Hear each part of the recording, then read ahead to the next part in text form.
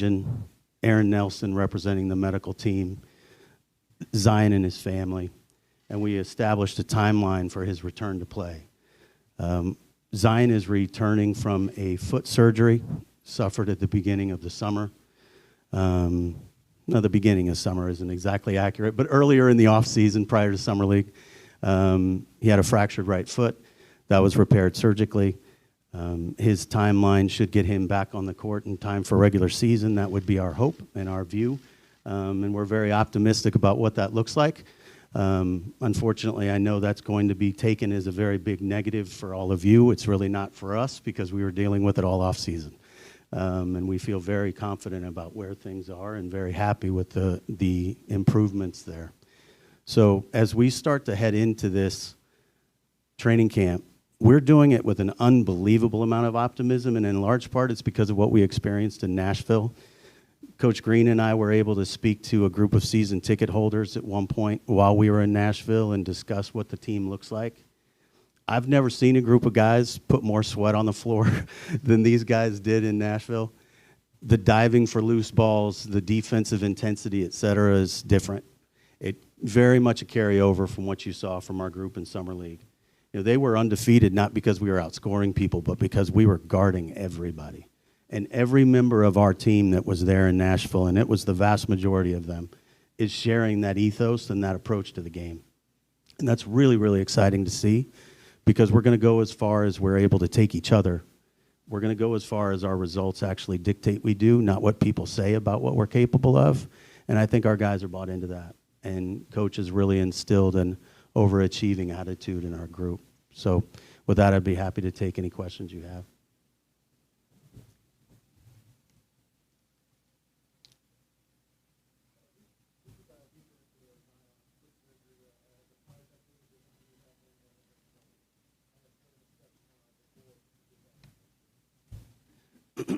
Thanks, Will. So he was working out on his own on the court. He was, and frankly, was doing an unbelievable job. It's crazy sometimes when you look your best what happens. But he was working out prior to Summer League, and he suffered the injury at that point on the court while playing. And our doctor, Dr. Montgomery, was part of the surgical process. We've had a strength and conditioning coach, Stan Williams, our head strength and conditioning coach, with him throughout the summer. His rehab's been done totally in lockstep with the organization, and we're really happy with where it's at.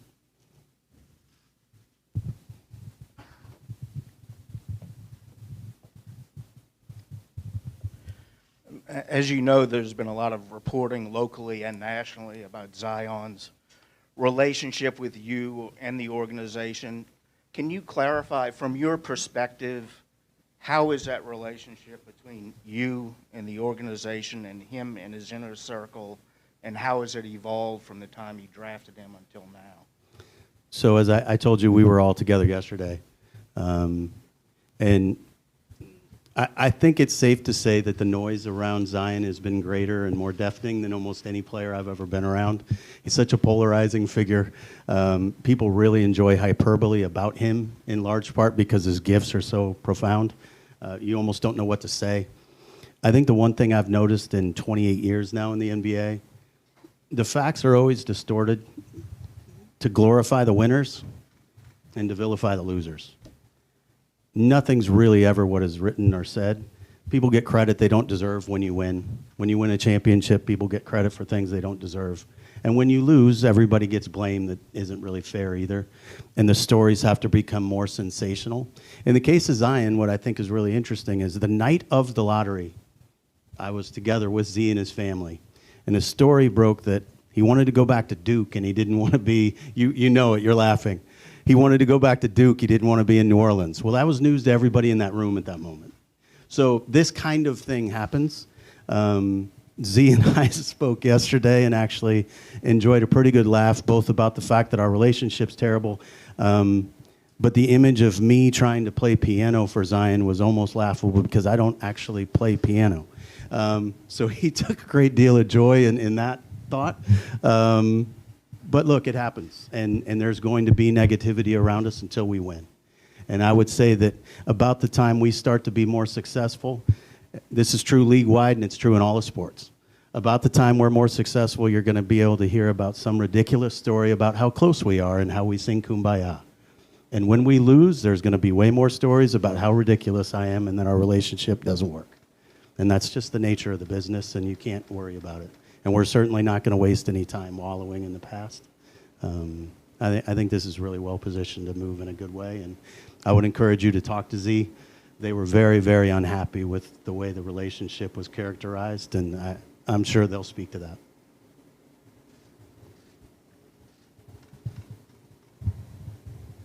Hey, can you just speak to more of going through the IDA process and having to relocate, and did any of the players or coaches suffer damage or anything like that? And what was it like having to move everything to Nashville for informals? Yeah, so first of all, I should have said this earlier. I'd be remiss if I didn't thank Coach Casey Alexander at Belmont and Coach Stackhouse and his staff at Vanderbilt. They opened their doors to us. They absolutely moved heaven and earth to make it possible for us to work out at the times we needed to use their weight rooms when we needed to. Their willingness to host us as they did really came at a very urgent time of need for us. As you know, typically coming right out of Labor Day, all of your players tend to return and you have informal workouts in your own building.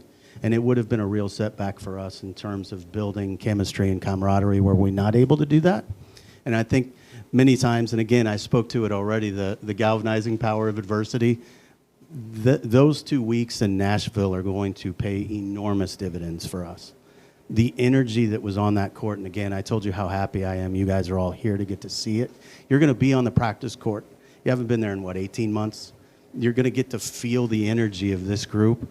What Coach Green has going on was palpable in Nashville. And I really believe that doesn't happen if we didn't have to relocate. I don't think the spirit that we had and our belief and desire to be with one another is as strong as if we hadn't had to relocate. In terms of damage, Andrew, nobody suffered any damage that was terribly profound. We had some staffers company-wide that did have some issues, and as she always does, Mrs. Benson stepped up and took care of people, and that will, I know, continue to happen. But look, we're really blessed, and we were truly blessed as a group to come through it very well. And again, that's one of the reasons that we're so completely committed to. We're going to be on the ground in the places hit the hardest. We'll be in Lafourche. We'll be in St. Bernard. We were in Barataria.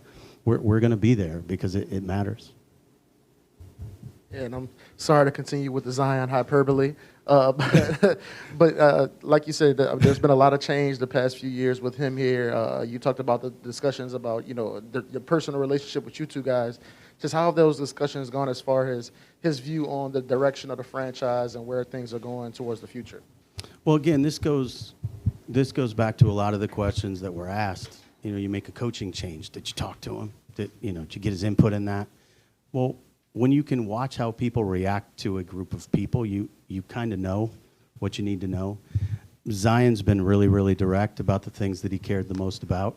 We spoke to him prior to free agency, and as we did Brandon, and we talked about the things we needed to do as a team.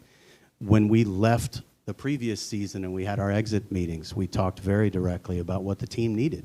With every player that was on the team, we asked, what do you think we need most? And so I think our decision-making in the offseason was very much informed by all of our players, and Zion was certainly among that group. And I think he shares our optimism about the pieces we've added.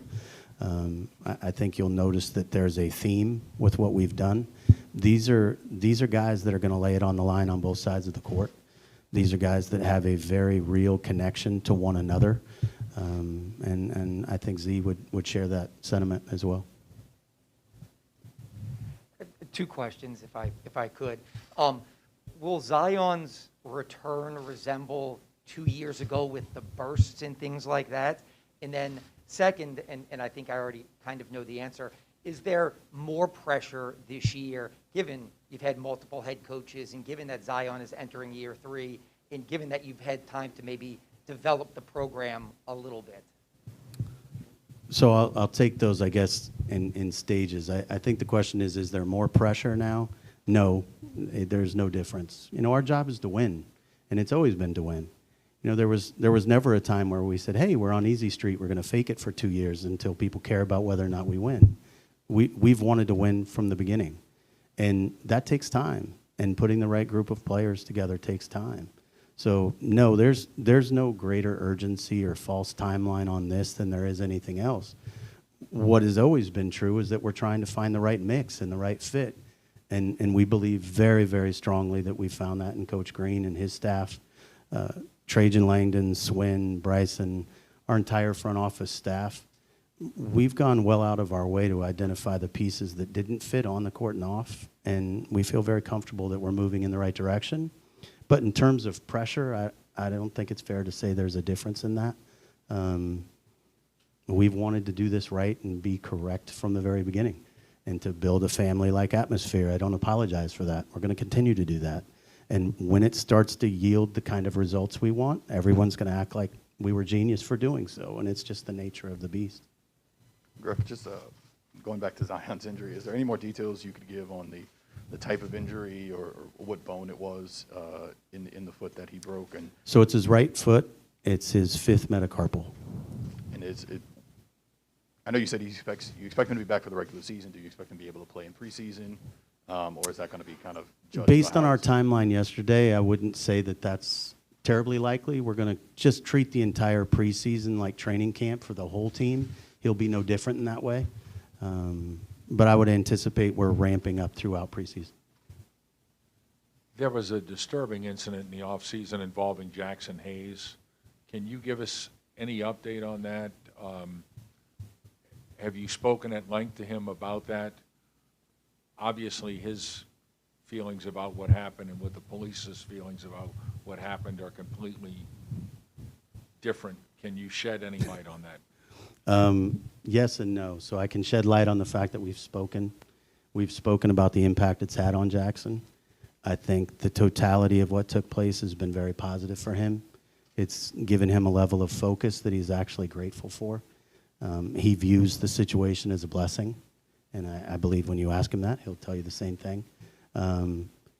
He was an absolute monster for us in Nashville. The improvements in his game and the strides he's made both as a person and as a player are really profound. And I think he would probably attribute some of that to the lessons he learned over this summer. But I also think there was a great deal, a great deal written and said about the situation that was not true. And as that continues to work its way through the legal system, I think you'll see that. Hey, David, when you evaluate this season, how are you going to define what a successful season was for this team? What would you consider success? Winning. Look, as I said before, we never came into this thinking that we didn't want to win. We're trying to build a team that understands how to win in a sustainable way, that understands key moments in games and recognizes those moments and seizes them. And this team was really young when we put it together. It continues to be fairly young, but I think we've got young veterans now. They're learning how to win. The setbacks that they had as a group last year, the ones that are returning, it meant a great deal to them. The players that are new to us recognized where they could help and where they could step in and make a difference. And I think you're going to see that players like Devonte Graham have a really profoundly positive impact on our group, because at the end of games, Devonte knows exactly what he's going to do to go get a shot. And the versatility that our roster has, what Trajan and Bryson were able to do in the draft by way of example, what we were able to do in free agency, what we were able to do through trade. We've got a roster now that's a little bit of a Swiss Army knife. It takes a while to get there, but we're excited about what we have. We feel like there's a depth to this team that we hadn't had before.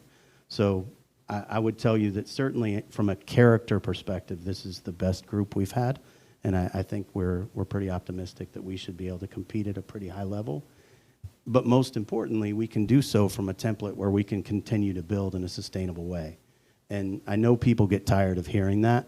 But what happens quite often when you're a young team struggling is you try to do it all at one time, and then you set yourself back even further. What we've done is try to grow in a mindful, sustainable way. Phoenix missed the playoffs 10 years in a row before they went to the finals. Coach was part of that finals run. That wasn't a team that got seasoned in the playoffs and then made the finals. You can start to achieve at a really high level once you get the right mix around. Sacramento's missed the playoffs 15 straight years. They're not trying to do that. Winning in the Western Conference is really, really difficult, and it takes time. And we're happy with where we've gotten to this point, but certainly understand everybody's frustration that it hasn't happened faster as well. Yeah, Griff, do you have an update on the vaccine status for the roster and the staff, and just kind of what type of progress you guys are making on that front? So unlike football, I don't think I'm supposed to get into the vaccine status, but I think there's a likelihood that we're probably down to just one player who's not vaccinated, maybe two, but the entire staff is vaccinated, everyone that will be in the building. You all have to be vaccinated to be there. So the league's done a really, really good job of making it almost unanimous that everybody is fully vaccinated. And I would say by the time the regular season rolls around, I would bet we end up at that point. Okay, we're going to go to Zoom now. Scott Kushner, you have a question? Yeah, Griff, I know last season the reins were handed a little bit, away from Drew Holiday to Brandon and Zion. Even more so, it seems like the way you guys approach this offseason, this is kind of their team. What do you hope to see from them? What kind of expectation, I guess, do you have for them as a pairing, a unit, and you speak a little bit more of what Brandon's going to have to do, without Zion here for at least a couple weeks? Yeah, so I think a great deal's been made over their time together that Brandon was more productive at times without Zion. Last year, we saw their time together on the floor sort of explode in a positive way in terms of their efficiency. They're learning how to win together and how to utilize their gifts together in a way that's exciting. Most importantly, Coach Green and his staff have incredible thoughts on how we do that and how we lean into the two of them working together. So we feel very optimistic that we're going to be able to get the most out of both of them together. I think that in terms, Scott, of what you asked, in terms of what we expect from a leadership standpoint, we expect more of exactly what we've seen from Brandon. Brandon reached out to us and wanted us to get everyone to him to work out in Phoenix. And he did that. And he led those workouts. And when you see him, as I said, you're going to recognize a different player physically. And that's because he put in all of the time he possibly could. He's walking the walk. And I think that's something that's really, really common with this group. And I would say that's going to be a pretty familiar refrain with Coach Green. This team's going to walk the walk. And probably to my detriment, or rather, it's been my fault. I think we haven't been able to live up to what we were trying to achieve in terms of representing the ethos of this city. Our fans deserve us to play a certain way and at a certain level, and I think our players understand that, and they're bought in on doing that. Chris Dotson? Yeah, hey, Griff, thanks for having us on this morning. Two questions. One about the players' maturity levels off the court, especially during hurricane relief. I've seen Trey Murphy step up, a few other players step up to do things like that off the court. Can you talk about how going through that adversity will help them mature as players on the court, as young veterans? And then looking at roster construction, can you talk about Josh Hart's contract, how they've come together, and how he texted you when he was first traded here about wanting to be here. Can you talk about players that want to be here and how y'all will get creative to keep them here? Yeah, well, first of all, thank you for the question. Relative to Josh Hart, Josh Hart's deal came together in a way that I think was really representative of the types of relationships we have with players and the agencies. That was done very much in conjunction with Josh and his agent, Aaron Mintz. Trajan and I spent a great deal of time with both. And where we ended up is a place that I think rewards Josh for what he's capable of, the contributions he's made, his incredible desire to win and competitiveness, and also give him a little bit of flexibility to perhaps sign a longer deal to stay with us in the future. But it was really about finding a middle ground in terms of how do we continue to build in a sustainable way and at the same time honor the commitment he's made to us. And so that's what we try to do. I think when you talk to Josh, he'll tell you the same. I think in terms of the maturity of our group and what Trey Murphy's done, Devonte Graham's done, Brandon Ingram has done, and has done throughout his time here with no fanfare. So Brandon Ingram And Lonzo was this same person, I'd like to point out. They did a great deal in the community that they weren't out there trying to get credit for. Their teams, their off-the-court teams, their shoe companies, they were really committed to making a really big impact from the time they got here. Brandon and Josh are among them. Josh has continued to do things. You know, he's way more educated than I am in the social media space. He does things I don't really understand with auctioning off NFTs by way of example. But this is a guy who's getting involved in the community in a social way. Brandon's been an on-the-ground guy from the beginning, just never really wanted any credit for it. So it's sort of what Trey did and our younger players do sort of dovetail with what has been happening here already. It's a pretty common theme here for people to want to be part of this community. And last question from David Grubb.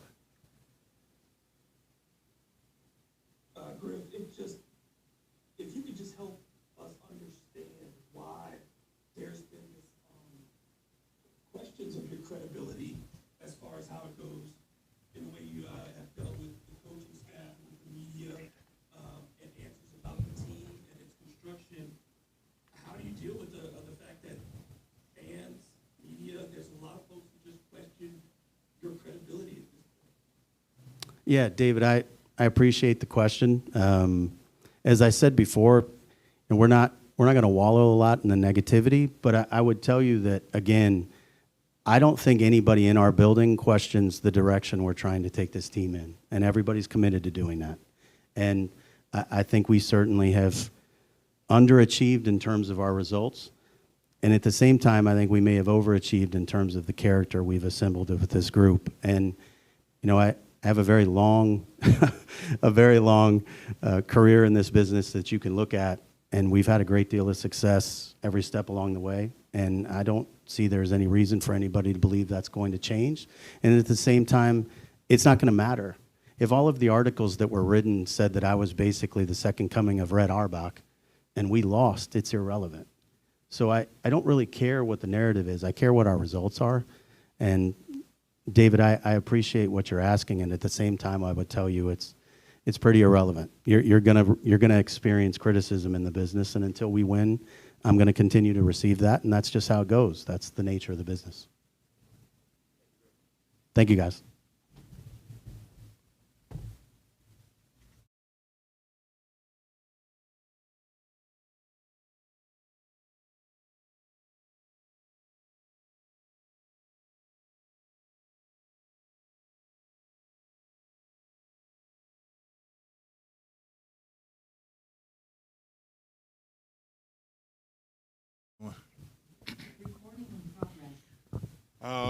Just once again, I'm thankful and blessed to be here today in a city that is special to me, special to my family.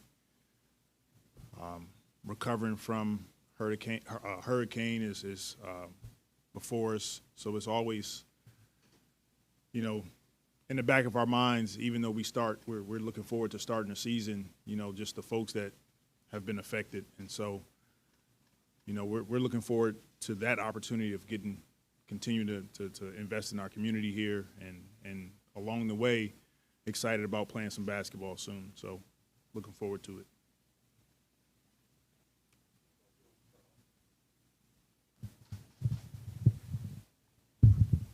Hey, Willie, Christian Clark, NOLA.com. How beneficial was it just being in Nashville, and what were some of the things you emphasized out there? It was very beneficial for us. You know, we're in a unique city, and this is a city that, you know, at times you have to be able to be flexible. And so, you know, once the power was out and no water and things like that, we put our heads together really quickly, and we're grateful for Miss Benson and Griff and Trajan and our whole team of making a decision quickly to get us to Nashville. We're thankful for both Vanderbilt and Belmont for hosting us. But I thought it was huge for our group. It was an opportunity for us to connect, for guys to stay together, getting on the floor and working on some things, and for us as coaches to sort of drip feed and implement some of the things that we want to do going into the season. Hey, Willie, over here. Fletcher Mackel with NBC here in New Orleans. Being in Nashville, I think most people would probably say common sense says Zion, B.I., and Jonas would probably be starters. How much of a feel do you have for what you want to do and how you want to do it after being with this group for a few weeks, or do you think training camp will determine even more? No, great question. I would agree with you that looking at those guys, they are, steps above in terms of having an opportunity to start. But it's going to be a competitive camp, and I think that's what makes this group special, is that we believe Brandon, Zion, and Jonas and those guys will be front runners, which we understand, but there's a lot of space and opportunity for other guys to step up. And it's been Nashville was competitive. Guys were getting after it. Our young guys were getting after it. And it excites me because I'm a firm believer that iron sharpens iron. Hey, what's up, Will? This is Will from The Athletic. What was your reaction when you heard the news about Zion getting hurt over the summer? And I guess how tough is that going into camp without him? And what have those early discussions been like with him as you got a feel for the roster? Yeah, you know what? It's always tough. Injuries are tough to deal with, but they're a part of the game. And we've been navigating this since before Summer League, having an understanding of what he was going to have to go through, talking to him, talking with Griff, Trajan, and our medical team. And we just got to make adjustments until we can get him healthy and back on the floor. And so absolutely it's a tough blow for us, but, we like where we are. We like where his progression is, and it's an opportunity for some guys to step up until we can get them back. Hey, Griff just talked a lot about B.I. kind of taking on, more of a leadership role, getting guys out there together in Phoenix. Just, what have you seen from him in terms of that, of just like, this is my franchise, and kind of embracing it? He's been great. He's just a team guy, like loves being around his teammates. He leads in his own way, which I think is cool, and quiet demeanor, but a lot of substance behind that. And on top of that, such a talented dude on the floor. I mean, he gets after it. His work ethic is second to none. And we're going to expect big things out of him this season. And I can already tell, you guys heard Griff speak about it early, but he's put in a lot of work. And now it's our responsibility to put him in environments to be successful. Willie, it's Andrew from ESPN. What were some of your early impressions of Devonte Graham over those 2 weeks in Nashville, and what do you expect for him to be able to bring to this team? He's going to bring a level of shooting and also leadership to this team that we need. Like I said, all guys lead in their own way, but he's another guy that's in the weight room, that's working with the medical team to be at his best with his body. But he can flat out shoot the ball. And at the end of games, we can put the ball in a number of guys' hands, Devonte being one of them. And once again, put him in environments to make for himself, for his teammates, and knock down shots and open up the floor for other guys to have opportunities. Willie right here, Chris Hagan with Fox 8 here in New Orleans. You talk about Brandon Ingram's talent and obviously his physical ability. When you see a guy take that step into a leadership role and maybe become a little bit more confident, how does that usually, in your experience, translate to success on the court and improving there as well? Well, it's pretty simple. It's, guys come in this league pretty young. It just takes them a while to figure out their niche and who they are. And I think all of our guys are finding that. But Brandon is a guy that, like I said, he's a team guy, and he's rallying around his teammates. His teammates are rallying around him. He and Zion will have that responsibility on their shoulders to lead this group. We know and believe that they can do it. And I'm looking forward to seeing him continue to lead in his way. I think that's the key for Brandon, is not to try to do something that's not him. And I can see that early with who he is, who his personality is, but he's been great all summer with our guys. Willie, Ed from the ABC affiliate. Good to see you again from way back when. Yeah. Coach, we see this certain demeanor of you, very calm. Do you ever get after guys, and when you're angry, what does that look like? I think the calm and quiet guys are the scariest guys sometimes, and so it takes a lot for me to get there. But you know, I have fire, but my responsibility is to stay calm and to exemplify steady and consistent for our group. The game is emotional, but as I grow and as I mature and as I learn, the more calm I can stay, the more steady I can stay and consistent. Our group feels that, and it gives them confidence. But there'll be times in practice where where I have to call guys up, and that's a part of it. Coach, kind of following up on my last question, you mentioned Zion being another one of the guys that can lead this group. When he's not able to be on the floor right now or still recovering or away from the team at any point, how can he embrace that leadership role even though he's not in some of these workouts? Well, he'll be at practice every day. He'll be with his teammates. That smile you see, that's who he is. He's a fun kid to be around, fun guy to be around, and he'll be in the huddles. He'll still be talking. He'll be doing all the things that he would normally do. It'll just take him a little while to actually be on the court and impact from that way. But his leadership responsibilities won't change. I mean, he'll still have a lot of say-so, and we want him to. We want to hear him. But it'll really be with supporting his teammates. And so we look forward to that happening as we progress through preseason. Oh, over here again, Willie, sorry about Yeah. that. How is your relationship with Zion? Obviously, we've talked a lot about being in Nashville with the other guys. He was one of the guys who wasn't there. I mean, how much face-to-face time have you had with him, texting, calling? How has maybe your relationship grown just since you got the job? Yeah, I mean, we're building one, and I think that's the key. Is I'm not gonna say we have a great relationship. I mean, we're starting to build, and that's important for me. Is getting to know who he is, Zion getting to know who I am, and over time, I know our relationship will be great. It'll be strong, and that's key for our team to be successful. And with all of our guys, we're all building. I'm new here. I'm gonna make mistakes along the way. I'm well aware of that, but I'm comfortable with the people that we have in place, the coaching staff, our players, but we're all building a relationship together. And so as we move forward and progress, I look forward to knowing all of our guys, all of our group more and more, because I think we can push the limits when we understand who we are, and we have way more in common than we don't.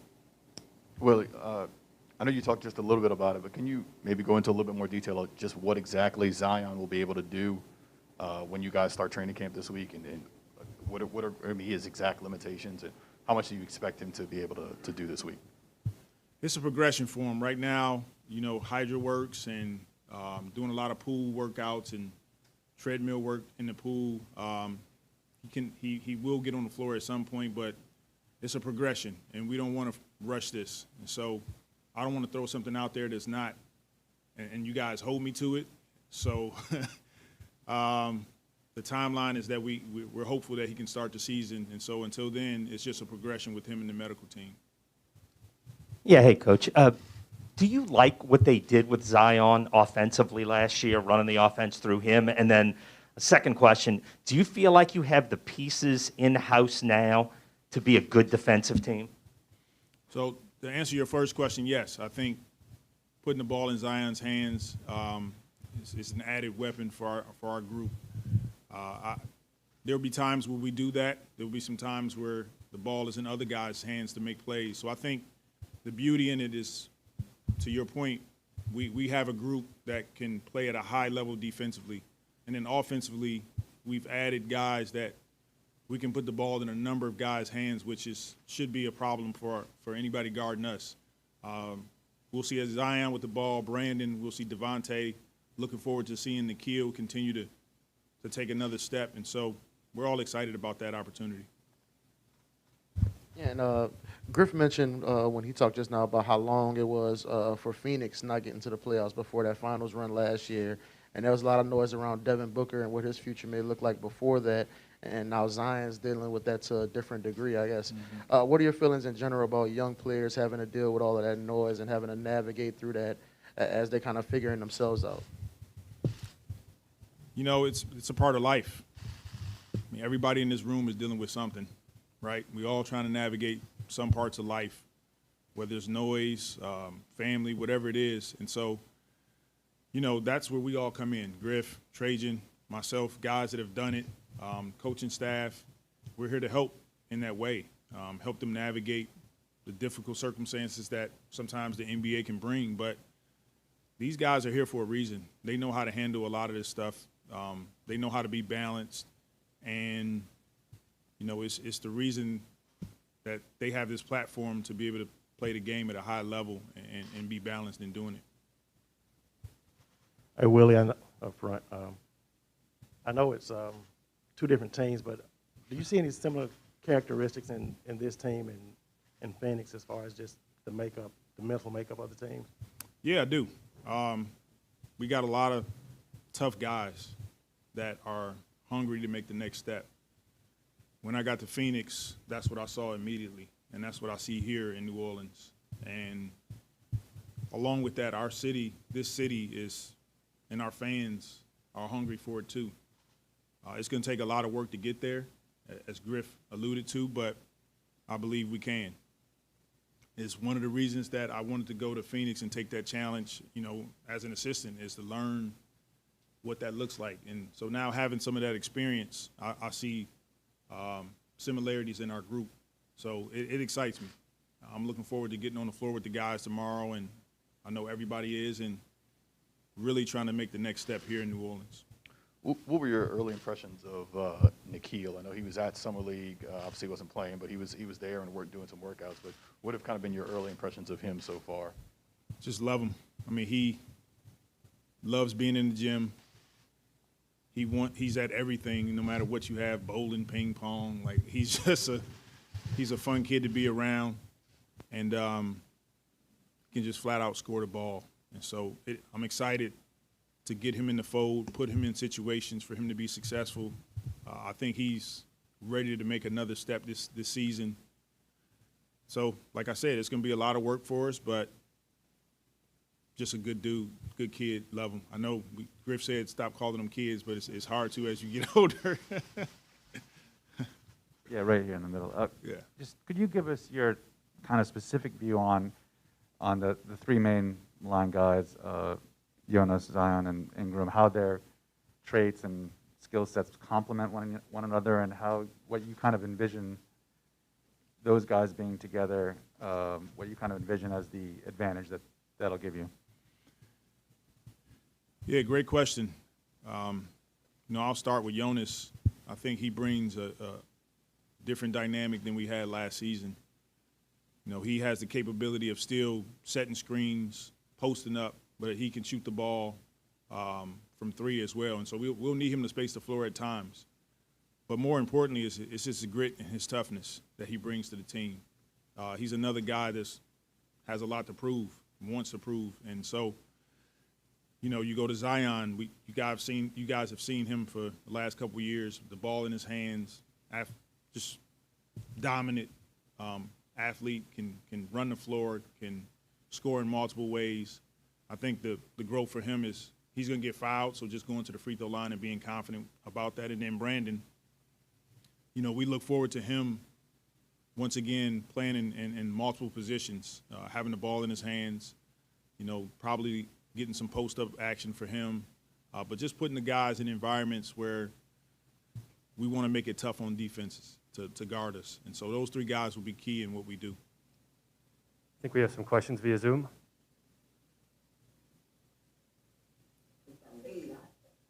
Yeah, I just wanted to, your guards are obviously on a ton of either experience or, a lot of known starters there in that group right now.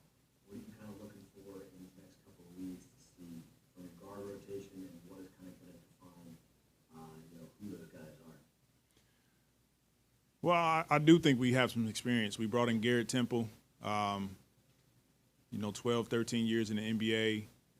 Devonte has been a starter. Nickeil can do both, can start to come off the bench. And so we do have some experience. I get what you mean, though. Maybe not compared to the Lakers, but, I think it's going to be competitive. I think there's some positions open. There's opportunity for some of our guards to come in and earn an opportunity, earn a spot, and that's what I want to see in camp. I want to see guys get after it. Okay, next we'll go to Shamil. Hey, Coach Willie. Last year, one of the strengths of the Pelicans was rebounding, particularly on the offensive glass.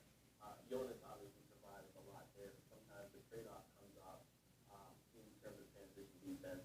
Just wanted to know your thoughts if that's going to continue being a strength of the team, and how are you going to balance the two with transition defense and offensive rebound? Yeah, great question. That definitely needs to continue to be a strength of our team. I think we have to be better at getting back in transition, so those are things that we'll address going into camp. But offensive rebounding is key, and we've done some studies on rebounding in general, and it directly leads to winning when you can rebound the ball at a high level, offensively and defensively. And it's harder for teams to run on you when you're a really good offensive rebounding team. So we're going to stress some of those things, but like you said, it's going to be imperative for us when we don't get the rebound to get back, locate our man in transition, and then, find most dangerous from there. Okay, Chris. Hey, Coach, appreciate you having us on this morning. You got here as a player on the heels of a hurricane rebuild that was capped a few years later with the Super Bowl. Coming into the city this week, seeing all the hoops are, can you talk about how this team can really come together and provide that kind of moment that's bigger than basketball, so to speak, and how you'll see that within this team, same way we did for that summer league team that was undefeated. You had Naji Marshall just going crazy on the bench like that, using them throughout the season. Yeah, I think, this is a unique opportunity for us. Once again, like you said, we're facing adversity, recovering from a hurricane. I think it's an opportunity for our guys, for our organization to continue to come together and just find ways to help people. That's what this is really about. And then you move to the basketball floor. It's another platform to bring joy into people's lives. And so it's going to be imperative for us to put a team on the floor that exemplifies this city and represents this city well. And I think we said it already, but this is a resilient city. These are resilient people, and we want to have a resilient team. And lastly, David. Hi, Coach. Fellow Detroit native here, Detroit stand-up. First, welcome to the city, but also there are three main areas that I thought that kind of indicative of where the Pelicans have suffered over the last few years. Number one, having that home court advantage, not being over 500 at home, losing against the Eastern Conference, and then last but not least, that's the end of game situations for the last couple of years. How do you directly impact that with that emphasis on increasing player IQ, but also developing that toughness that goes along with winning at home and taking it onto the road against lesser opponents? Yeah, all things that we just need to work on. Specifically for us is the end of game stuff. The last 5 or 6 minutes of games will be important. And so we want to put our guys in those situations in practice where, number one, we learn what environments we want to play in. I think that's important. What are we running? What are defenses doing against us? And then on the flip side, not just watching us, but other teams, what works defensively? Is it switching everything? Is it blitz and pick and rolls? And so I think it's an area we can really make some major steps, but we'll continue to reevaluate it. And going into camp, those are things that we'll definitely focus on. And I think if we can move the needle in that area, we can definitely win more games. 2 more questions, Will and Les. Just from what you've seen from B.I., I guess, what are you expecting this year as far as what he can do on the court and off the court as a leader? Yeah, on the court, I mean, you guys have seen him. He had an all-star year a couple years ago. I think he's more than capable of doing the same this season. He's put in a tremendous amount of time in the weight room, just working on his game. It's something that you don't have to look for him. He's going to be in the gym. And so I just like what I see from him, his work ethic, his demeanor, his hunger to want to get better. I think that adds to the guts of our team, and guys follow that. If they see him in the gym, they're in the gym. So he's setting the tone early for how we want to do things here in New Orleans. And then, you know, it's up to me, it's up to our group to try to put him in positions to be really successful on the floor. Off the court, same thing. I said it earlier, he's just a team dude. Loves people, loves being around his team. That smile is who he is. Quiet demeanor, but he's a team guy, and I love to see that from him. You know, Willie, Les with Crescent City Sports.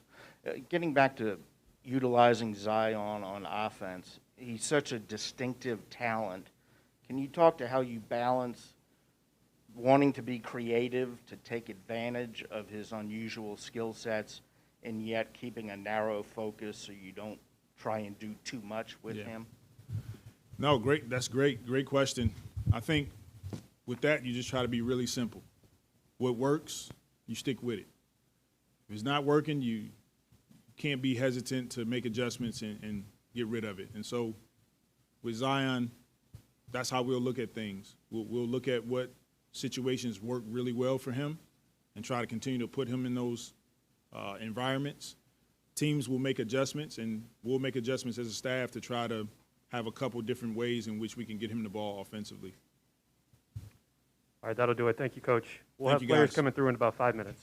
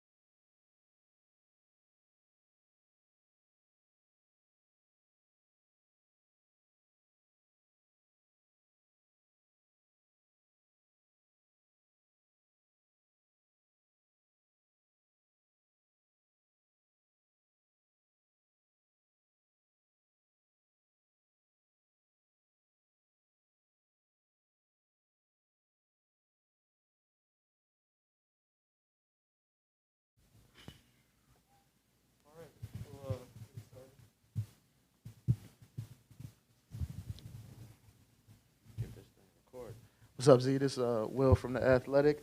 I mean, I guess we heard the news about your foot. I guess what was your reaction when it happened? I guess what's the process been like trying to get back healthy? Initially, when it first happened, it sucked, but it's a part of the game. I think I was overdoing it when I was training because I felt like I had this huge chip on my shoulder, this huge boulder that I was just getting after it overly every day, and it just happened. But the process through healing has been great. Been working with the team, trainer every day, so it's been good. Hey, Z, Andrew from ESPN. I haven't even asked nothing yet. Go ahead. I'm sorry. I'm just happy to be back here. I'm sorry. I'm happy to see you. I mean, I'll be honest. It's first. We haven't been down here in a while. Do you expect to be able to be back for the start of the regular season? Yes, sir. I expect to be back for the first game. First official game, you said. Hey, Zion, Christian Clark with NOLA.com. Just what are your goals for yourself and the team this summer, and what do you hope you guys accomplish this year? Building new bonds because I got new teammates, and ultimately just making the playoffs. Making the playoffs and, trying to do something with it. You said the work you were doing was because you had a chip on your shoulder. I guess where did that come from? Just I'm gonna say myself. If you know me, I want to win. So not making the playoffs 2 years in a row, it's like I told y'all in my last interview. I can't sit up here and say the same thing every time, and I'm getting the same results. I got to go do something about it. So I was in the lab, and I was just honing my craft and just getting after it. How much were you able to do with the team, whether that was with other players, or I know you talked about maybe doing something with Brandon at one point, but how much were you able to do because of the injury, or maybe how much time did you spend around those guys? I wasn't able to spend a lot of time with the guys, but one thing about my teammates, they're great guys, they're good dudes, and they know who I am and they know what I'm about. And I think we all know, they know that I'm their bro and that I want to be a part of it. So I don't think they felt like I was excluding myself. But no, unfortunately, I wasn't able to spend a lot of time with them because I was steadily rehabbing. Hey, Zion. This is Fletcher with NBC here in New Orleans. Much has been made of your relationship with Griff and with the organization. Do you want to maybe take a minute just to kind of clarify where you all are and where you stand and how you feel about the administration, the organization, the city, and everything? Sorry, can you repeat your name? Fletcher. Fletcher? Yep. Fletcher, that might be the best question of the day. I'm glad you asked that. I feel like nobody's ever asked me that, so I'm glad you asked. How I feel about the organization? Per me. I love it here. I love the city of New Orleans. Don't want to be anywhere else. My relationship with Griff, I don't think he can play the piano, last time I checked. But yeah, it's all love with me and Griff. It ain't much to dive into. It's just love between us. We're both competitors. We both want to win. Do we disagree on some things? Yeah. I mean, who agrees on everything? We don't. But I think that's what makes our relationship great. We both bring the best out of each other, and we're just going to keep building off that. Hey, Zion over here, Brent Martell with AP. Just wondering if you can explain to us the rationale behind, and I'm sure it's perfectly legitimate, but the rationale behind, rehabbing on your own or being away from the team as much as you were, and just how it, just on a human level, made you feel. I don't know if you were aware of people questioning, why isn't he with the team? Of course, people didn't know you were hurt necessarily, but how you dealt with that and chose to take the approach you took. Honestly, I don't know if this is a good answer or not, or excuse or whatever. I guess I was just the way I was raised. When my teammates see me, I want them to always see me with my head up high spirits. And like I said, I was getting after it constantly. Just like I said, I might have overdid it. So that when it did happen, around the time when it came for me to spend time and go see with my teammates, I was personally down myself. So I didn't want to kind of be around them just giving off that bad energy, but I was still rehabbing. That's my personal reason. But like I said, the locker room is full of great dudes, great guys. They know I would never abandon them. So unless somebody comes in here and says, nah, Z abandoned us, then at that point I don't know what to tell you. But nah, I think they're great dudes and they understand where I was coming from. Zion, can you say exactly how it happened? I was just playing basketball, and it just happened. How exactly? I was just playing basketball. And, you joked about, wanting to speak for yourself and everybody kind of saying how you feel. So when you see people talking about how you feel about New Orleans, how you feel about the organization, speculating about your future, I guess what's your reaction to that? Is it aggravating? Does it piss you off? Do you ignore it? I guess what's your reaction when you see all of the talk about you? What's my reaction? There's no reaction. Like I said, my parents, in past interviews, my parents, taught me well about the game. And at the end of the day, I have a job to do, and the media has a job to do. Is it always true? No, but you guys are just doing your job, and I can't be mad about that. So I just keep within my circle, and as long as people in my circle know how I'm feeling, I'm fine. Hey, Zion. We haven't really been able to talk to you since the end of the regular season. So what were your thoughts on some of the moves that you guys made, bringing in Graham and Jonas, and then not bringing back Lonzo? Not bringing back Lonzo, man, that was my dog. But I think Lonzo, at the end of the day, I respect the decision he made. He made a decision that he probably felt was best for him. So I got nothing but love and respect for Lonzo. I wish him the best in Chicago. The moves we made, I'm very excited about them. We got new pieces, I guess new ways to attack on the offensive end and the defensive end as well. So I'm very excited. How do you, kind of following up on that, how do you feel about Coach Green? Have you had many conversations with him? How was your interaction? He said your relationship's just starting. Maybe your thoughts on him and conversations you've had in the relationship that's kind of budding right now. I feel like me and him are going to have a great relationship. Like Coach said, our relationship is just getting started. But what I do like about him, he's a straightforward guy. There's not much, beating around the bush. He wants to come in, do what he wants to do, get done what he wants to get done, and move on. So I respect a guy like that. No, we'll go to Scott Kushner on Zoom.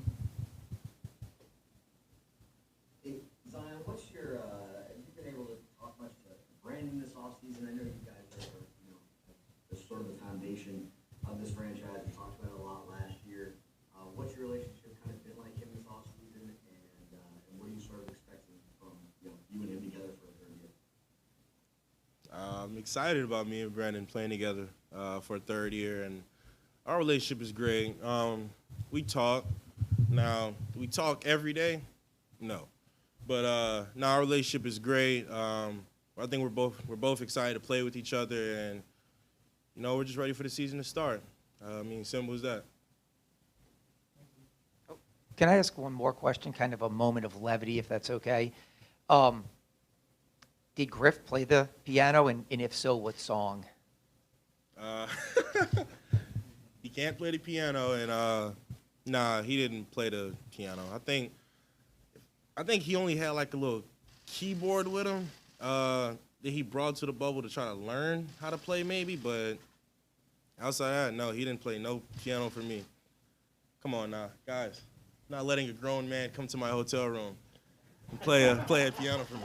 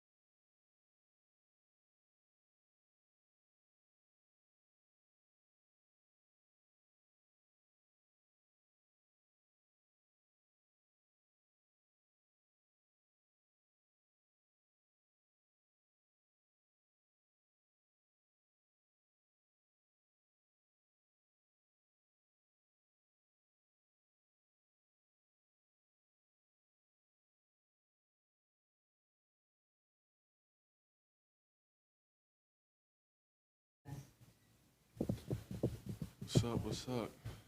How's everyone doing? You want to start? You go. Jaxson, sorry, over here. I guess if we could just take a minute, obviously, I don't know how much you want to get into what happened and what you've been through this offseason, but what can you share about where you've been, where you're going, how it affected you, and where everything stands?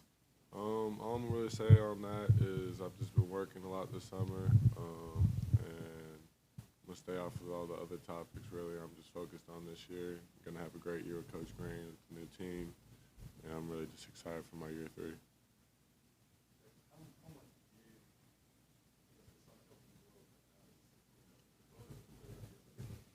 This summer definitely helped me grow a lot as a player and as, a person. Just went through a lot, learned a lot, and I'm just really excited just to get going, start this year.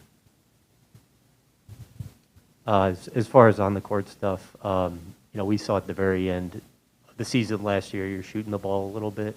Do you feel like that's something you can continue to incorporate your game as we get farther along here? Well, most definitely. I've been working on it a lot this year, so just keep on working and growing on every part of my game, and shooting's part of that, so I feel like I'll be shooting it really well this year.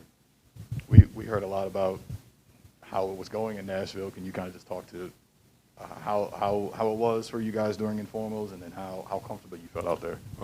Nashville was really good. It was nice getting back out there with the guys and just playing. It was just pickup, so we can really do whatever we want, but it's nice just being out there, getting able to shoot the ball as much as I want. All the guys out there looking well and just getting used to being around each other with the new guys. Hey, Jaxson, this is your third coach in 3 seasons, but what have been your early impressions with Coach Green, and what does he bring that maybe you didn't have from your past 2 coaches? Obviously he wants to win, and that's the main thing, but I feel like Coach Green just kind of clicks better with our team. He's a former player, so he knows what type of stuff we go through, what type of stuff, how the season takes a toll on our bodies. He's played 82 seasons in a year, so he knows how that is. So I feel like it would just be a really good connection with our team and Coach Green. Kind of to that point, you feel like his 12 years in the NBA, that's helpful for you guys because he kind of understands what it's like in there a little bit. Most definitely, because he's had a lot of experience in the NBA. Coaching and playing, and so I feel like he just has a whole lot of different views than us and more experience, which I feel like will really help us a lot. Sorry, go ahead. Have they talked to you at all about shooting the ball, spacing the floor, how they want to use you within the offense? Yeah, we definitely talked about it a lot. I've been working on it so that I can shoot this year way more. I'm not about to force it and just start shooting a whole bunch of threes and do nothing else, but just kind of mix it into my game, mixing some pops. If I'm coming in trailing, somebody leaves me open, just being able to hit the open shot. That was going to be my question as well. How much did you work on that? How comfortable do you feel with it? And then David Griffin, when he was here, really went out of his way to talk about how good you looked in Nashville. When you hear people talk about that, how does that affect you as well in a positive way? I try not to focus too much on the positive stuff. I still just want to work on getting better. And I had a few 2 good weeks out there, and I just want to keep on stacking more and more good weeks and more good days on top of that. So I definitely want to say I feel a lot more comfortable this year, though, shooting the ball. So it should be good. Have they, I know you were playing a little bit of 4 last year out of mostly necessity because of how some injuries were going down. Have they talked about doing that again this year, or is it strictly 5, or has Willie not even gotten to that part yet? We haven't really got to that part. We've just been playing, working on putting in our new offense. And so, if they ask me to play the 4, I'll play the 4. But if they don't, I'll just be playing the 5, and I'm fine with that. I know it's so early into this thing, but what are some of the offensive principles you think Willie thinks are important? What has he kind of just emphasized about playing offense? We really haven't put in too much. We just kind of put in just our very simple stuff. But definitely take care of the ball. That's obviously a necessity. You can't win games and have a bunch of turnovers. But just making the right shots, making the right reads, I feel like it's a really big necessity for us, and not just forcing shots this year. Just getting to the open guy and reversing it. I feel like that's a big part for us. Hey there. not about the case, but your availability this season, has there been any talk with NBA officials or team officials whether that will affect your availability? Do you think you'll be able to play all season without any problems? Man, we haven't talked about that at all yet. I'm just focused on this year. As of right now, no, yes, I will be playing every game, so no, I might not miss any games, but who knows? I mean, I'm hoping that I don't, and I don't think I will, but I'm just really just focused on this year. Just being able to play. I don't know if you feel comfortable about it, but your dad, having been a pro athlete and kind of understanding that life, has he been able to kind of help you personally rebound from having some difficulty this offseason? I mean, my whole family has. I've just been back home, getting back to the basics, focusing on basketball and just focusing on being around the people who actually truly care about me and want my best interests in mind. And so, I mean, my dad's down here right now. He's going to be down here living with me for a little while. So it's just nice having him around. He definitely knows the ins and outs of this business, being a coach and a player. So, I mean, he just definitely helped me a lot, but just working on getting ready for this year. If I can ask a follow-up to that, obviously you're entering your third year as a pro, but you're still 21 years old. How much have you matured and grown from the 19-year-old kid, even though you're still a young man, but you're 21 and you're entering your third NBA season? I feel like I've definitely grown a lot over the past 3 years, especially having that extra time with COVID and all of that. I just feel like I definitely had a better maturity than I was when I came into the league. I mean, I was still 19, like you said. Just worried about, not important stuff, but now I feel like being older, you can definitely see what's important to you and what you want to focus on. I feel like that definitely helps a lot. Yeah, and we've talked a lot since you got drafted about your physical build and adding weight, adding muscle, all that kind of stuff. What was the plan this offseason for you, just physically, what you wanted to do, and where are you right now?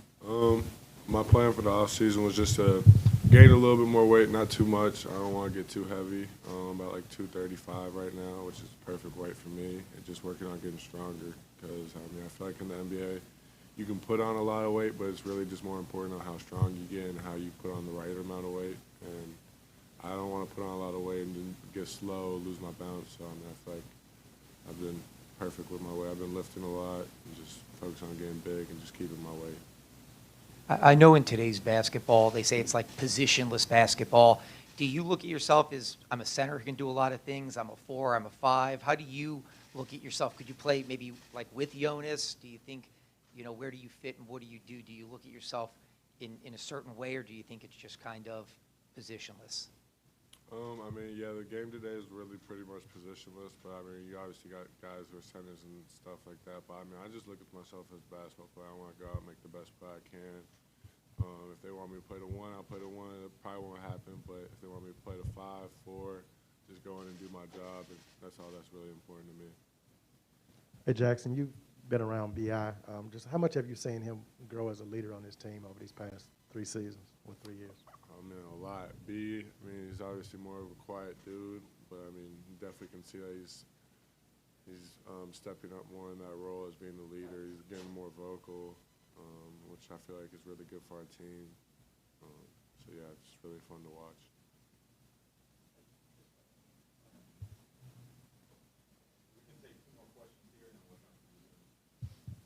Hey, Jaxson, just what are you hoping to accomplish, personally, and then as a team this season in year 3?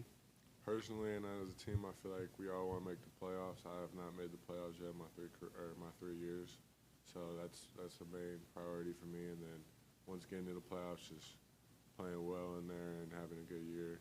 I feel like we have a really talented team, so we could definitely make a good push this year. So that's all my goals, just winning.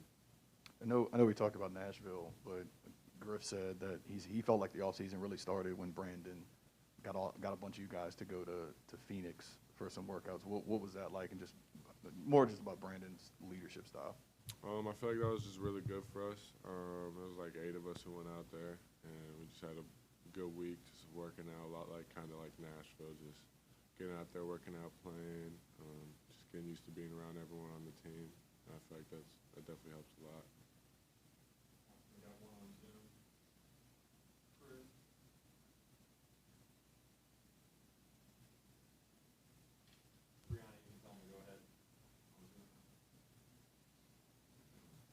Go ahead.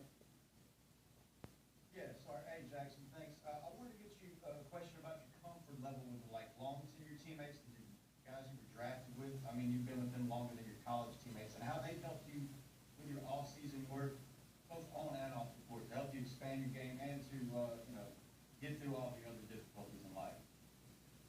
I mean, Nickeil and Zion have been great for me. I mean, we're obviously all really close.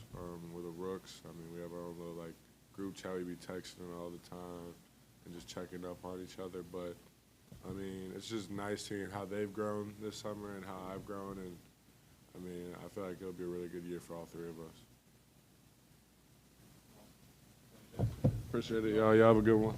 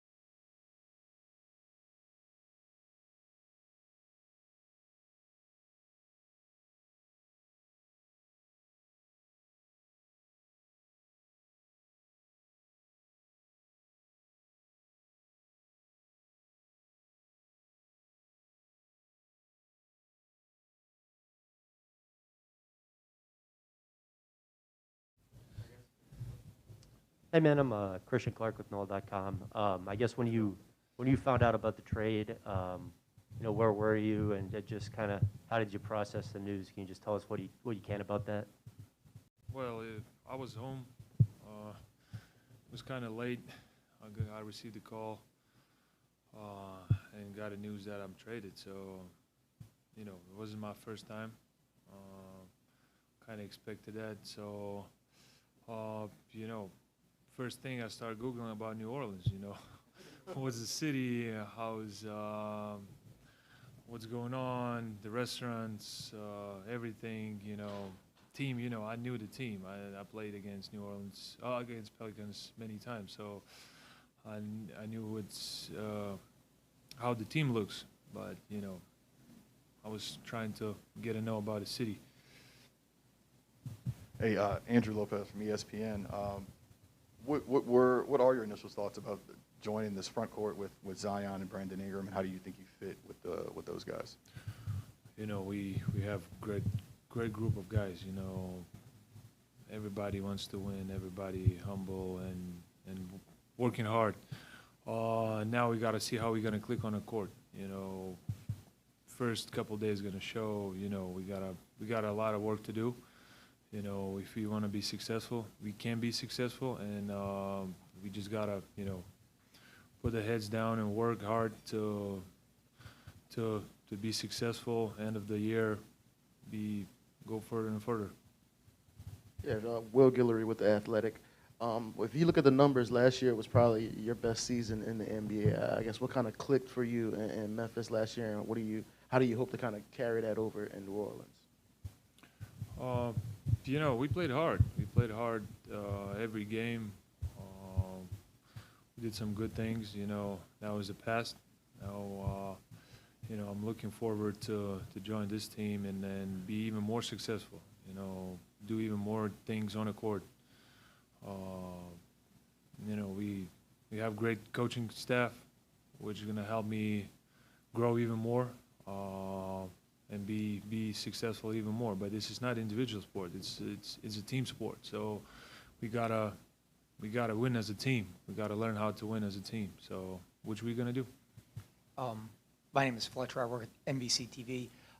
When you got to Memphis and you had some young guys like Jaren and John Morant, people talked about your leadership and veteran presence and helping those guys.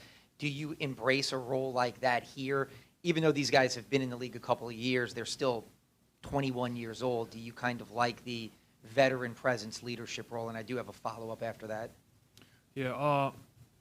First thing I'm trying to do is lead by example. You know, we can sit down and talk about, tell guys what to do, what to not to do. But first of all, I think is showing by example. You know, showing every day ready, working hard, dying on the court. That's the example I'm going to show, and that's what I can do. So, and yeah, vocal leaders, well needed, and will be in our locker room. We got Garrett Temple, who's been in the league a long time. You know, we're gonna help young guys, but first of all, I think is showing by example. And just follow up here, you said you researched New Orleans. Have you had a chance to experience anything, restaurants, anything you want to check out? Well, I'm here only, 5-7 days, so you know, I have a lot of stuff to do, set up my entire life actually. So definitely I will experience. I hear that there's really good foods out there, so definitely gonna experience some restaurants. And then one more for me, but you know, I know the Pelicans have talked about improving on defense. The Memphis team you were a part of last year, I think, finished 7th in defense. You know, there were a lot of young guys there. Just what were some of the things you thought you guys did well as a team that allowed you to defend at a high level? You talk about Memphis? Yeah, last season, yeah. Last season? Well, last season was last season. We got to look at the new season now. Yeah, we were active. We were active guarding pick and roll. We protecting the paint. You know, we had good defenders as a team. So, you know, what I can do is, you know, protect the paint, be the anchor on defense. You know, talk loud, help each other. So, I'm gonna do my best to transfer this here. What would have been your early thoughts or impressions of Willie Green? Obviously, he's stepping into his first year as a coach. What are kind of your thoughts on him so far? He's a player's coach. You know, he's trying to take everything from the player, what he can do. You know, he's a really smart guy, and he's you know, he's a young coach. Yeah, he's a first-year head coach, which is going to be a transition for him too. But you know, so far, you know, I get my mentality that he's a player's coach and he's trying to help players grow. So this is a big thing for the coach, especially first year. And you mentioned before you played the Pelicans a number of times. Just what were some of your impressions of Zion during those matchups, and how much are you looking forward to sharing the front court with him? He's a beast. So he's you know, we gotta be able to give him a ball and watch him work. You know, he's tremendous athlete, tremendous talent, and you know, he's the future of Pelicans. So that's all said. One more from me. In recent seasons, you started to kind of expand your game to include three-point shooting. When you do have somebody who is you know, as efficient in the paint as Zion, has that been something they've talked to you about? Is stepping out more, or is that just kind of something you'll try to figure out as training camp goes along? Yeah, being able to space the floor in other 4 positions, it's big key. You know, he's great on the post.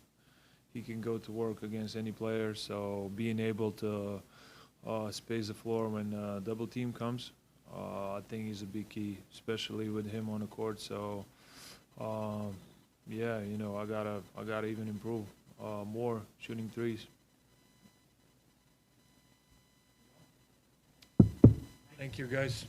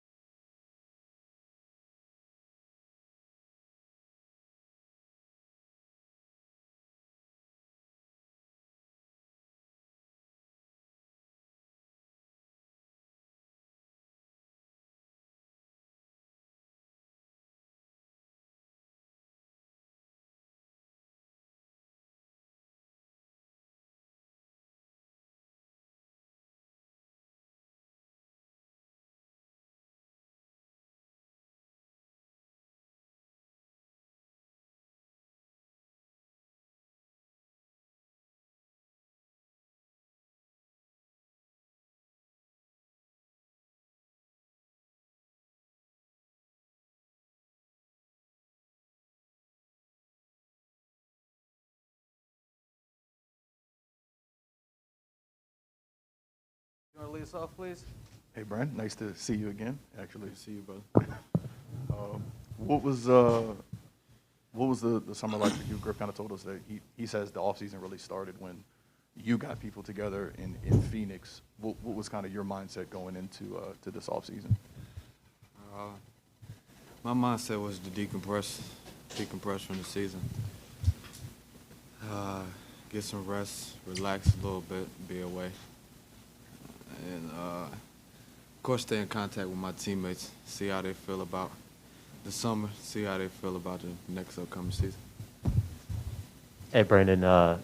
Christian Clark with Know.com. When you say decompress, I mean, I guess how difficult was last year just dealing with the pandemic, something people hadn't really had to deal with in NBA history before.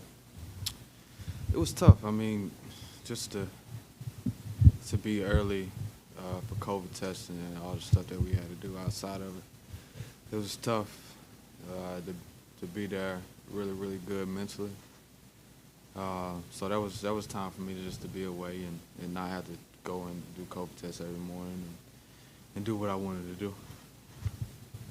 Hey, Brandon, Griff sort of talked about you're taking on this leadership role. Is that something that just kind of happens over time, or you just felt like it was time? I mean, like, what kind of made you do that? My leadership role? What's the question? He was just saying that you sort of just really, stepped up as a kind of a leader on this team, and I'm just asking, like, what kind of brought that on for you?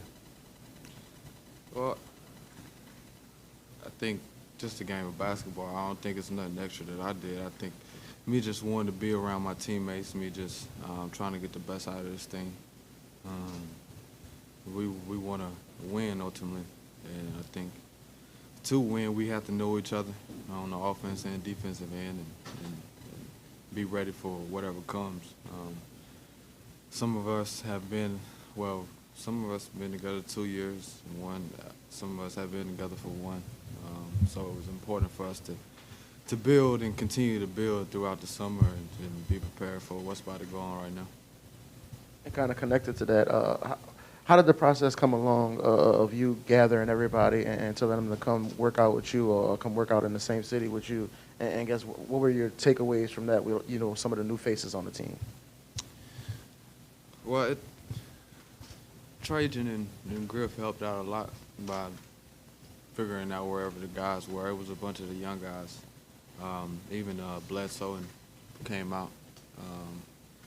But my thing was to go and work on whatever we needed to work on, whether it was individually or as a team, and it was good for us to continue to build relationships. What I took from it was that we have some really hard-working guys that want to work on their game and get better. So it's important for us to actually teach the game of basketball, not what we do individually, but how it's supposed to be played. And I think we got something good out of it by playing together on the offense and defensive end and trying to get out of our comfort zone a little bit. Brandon, for you right now, I mean, this is going to be the first time in quite a while that you're not going to have Lonzo as a teammate. What was kind of your conversations with him this summer about him going to Chicago and him not being on your team now? Well, actually, I haven't had a conversation with him about him going to Chicago. I've seen him a couple times after he's got traded, but I think I want to wait for that conversation till actually when we head to Chicago and just seeing how he's feeling about it. Well, how he's feeling about the game of basketball, and if he's in a good place. Well, I know he's in a good place if he got some money. That's always great, but just making sure he's in a good place and making sure that he's prepared for the season. That's all I'm worried about. It's definitely going to be different. I've played with him 4 years in this league now, so. It's going to be different. I know the talent that he has, and I hope it flourishes up in Chicago. Hey, Brandon, what have been your early impressions with Willie Green so far? And everybody talks about him being a player's coach. How much of that have you been able to see? He's just a really, really good guy. My first impression of him, he seems like a people's person. Just making sure that the energy is good in the room. He has a feel for being a player, so it gives a different perspective. You're actually more confident to go talk to him because he's been in your shoes a little bit, and he knows he knows how it feels to have the ups and downs of the season, what is going on and off the basketball floor. So it was good to talk to him. Brandon, you mentioned a lot just playing basketball the way it should be played and playing basketball, period. That's what this is all about. I mean, how much do you guys look forward to doing just that and kind of putting aside some of the noise off the court throughout the summer? That's never been an issue for myself. I think as a leader, that will be the message. I mean, the noise off the court has never really been an issue. I think it's more of us getting better every single game. I think it's going to be pretty easy. Just implementing what we want to do throughout the season, what we want to do in the beginning of the season, and what's going to happen for us to win basketball games. So I don't think the noise off the basketball floor is going to matter at all. And one more, if I could. In terms of off-season improvement, is there anything you pointed to in your own game that you wanted to take that next step with? In my own game, just on the defensive side. The defensive side of the basketball, I just want to have a better presence. I want to have a better presence and hoping that trickles down to everyone on the team. Just having that as our identity this year. And because we know we can score the basketball, I think it's going to be important for us to dial in on the defensive end and grow as men. Yeah, and this is going to be your fourth coach in 4 seasons. So, I mean, how difficult has that been, trying to figure out yourself as a player with all these different voices, every season? Right. I didn't even notice that. You would think the problem was me. No, it's going to be a different dynamic. Every coach has been a different dynamic. Everyone has brung something different, and ultimately, every one of them has believed in me in some type way. I think this is going to be really good. I heard nothing but really good things about Willie and from Willie. So I think this transition is going to be easy for me. I know exactly what I want out of this season. I know what Willie wants, and together I think we'll be really good. Hey, Brandon, looks like you beefed up a little bit. How much went into that, and can you notice the difference, like when you're on the court already? Can you tell? You feel stronger or whatever? I mean, I feel stronger. I felt like I felt stronger every single season that I've been in the league. I think this year it's been more important than ever, just making sure that my body is strong and can withstand an 82-game season and even a playoff season. So that's been really important to me, just making sure that my body is good for this season. We can open up for the Zoom questions, please. Yeah, go ahead.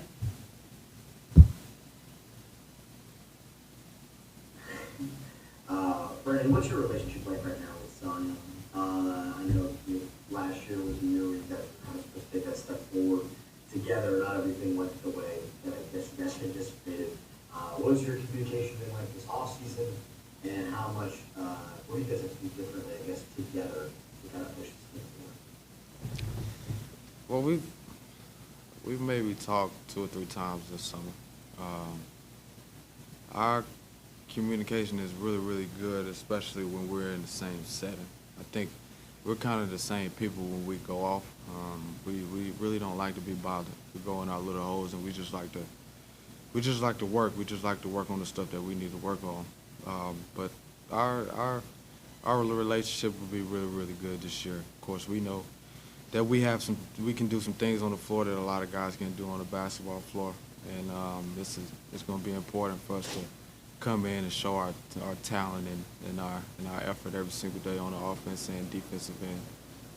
So I think me and Zion will be fine, just figuring out, and with Willie figuring out where we want to be on the floor and taking that next step on the defensive end. Hey, Chris. Hey, Brandon, thanks for having us on today. My question is more, you joked about Lonzo getting this money. You got your big contract too. Can you talk about your comfort level, not only with this team, but with this city and your commitment level towards that? And on the off season, with you being a leader of all the off season programs, I just wanted to ask, what was y'all jamming in the gym? Who was running the DJ booth? I mean, I'm very comfortable in the city. I think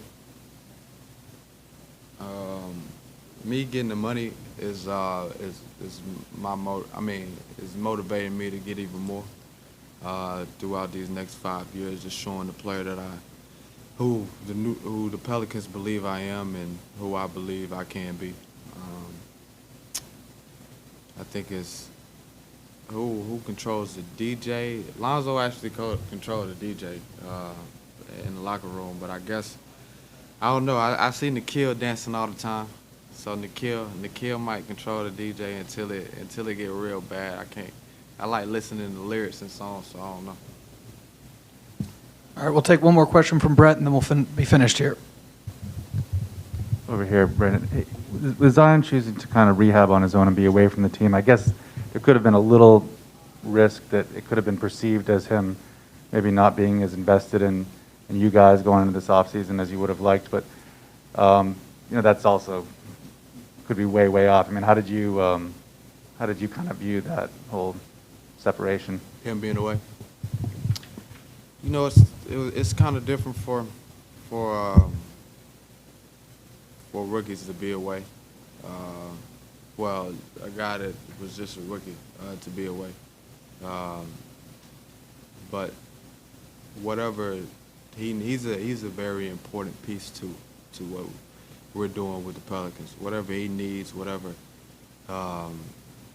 he needs to get better for this season, I think the Pelicans were all bought into whatever that he needed. If that was isolation, he has a life outside of basketball. So if isolation or whatever he needs is going to make him perform better this season, or him going away and getting in the weight room and being on the floor away from New Orleans, then that's perfect for him. And as long as we're on the right track to winning basketball games during the season, I think we get the real answer of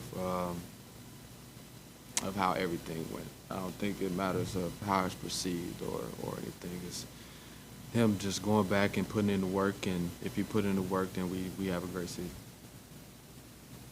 I appreciate it.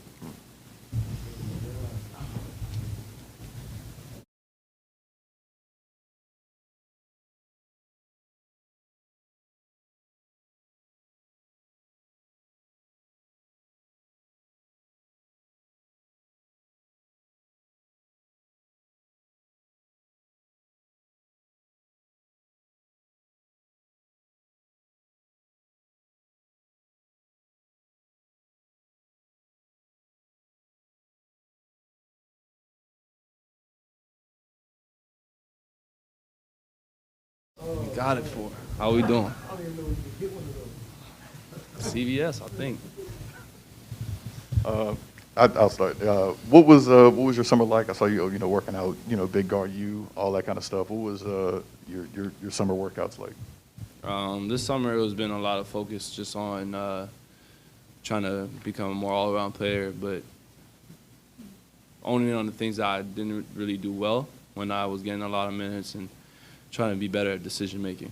That was the main thing, and I think playing with the national team, especially breaking down film with Olin in LA, kind of really helped me improve and feel more comfortable with myself. And the game's starting to slow down more and more.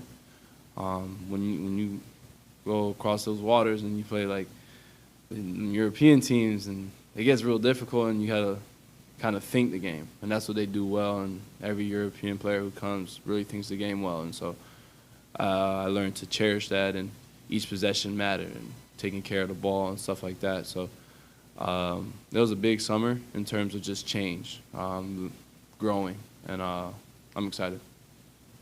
Hey, Nickeil, Christian Clark here. What have just your early impressions of Willie been, and what's it been like, very early on getting to work with him?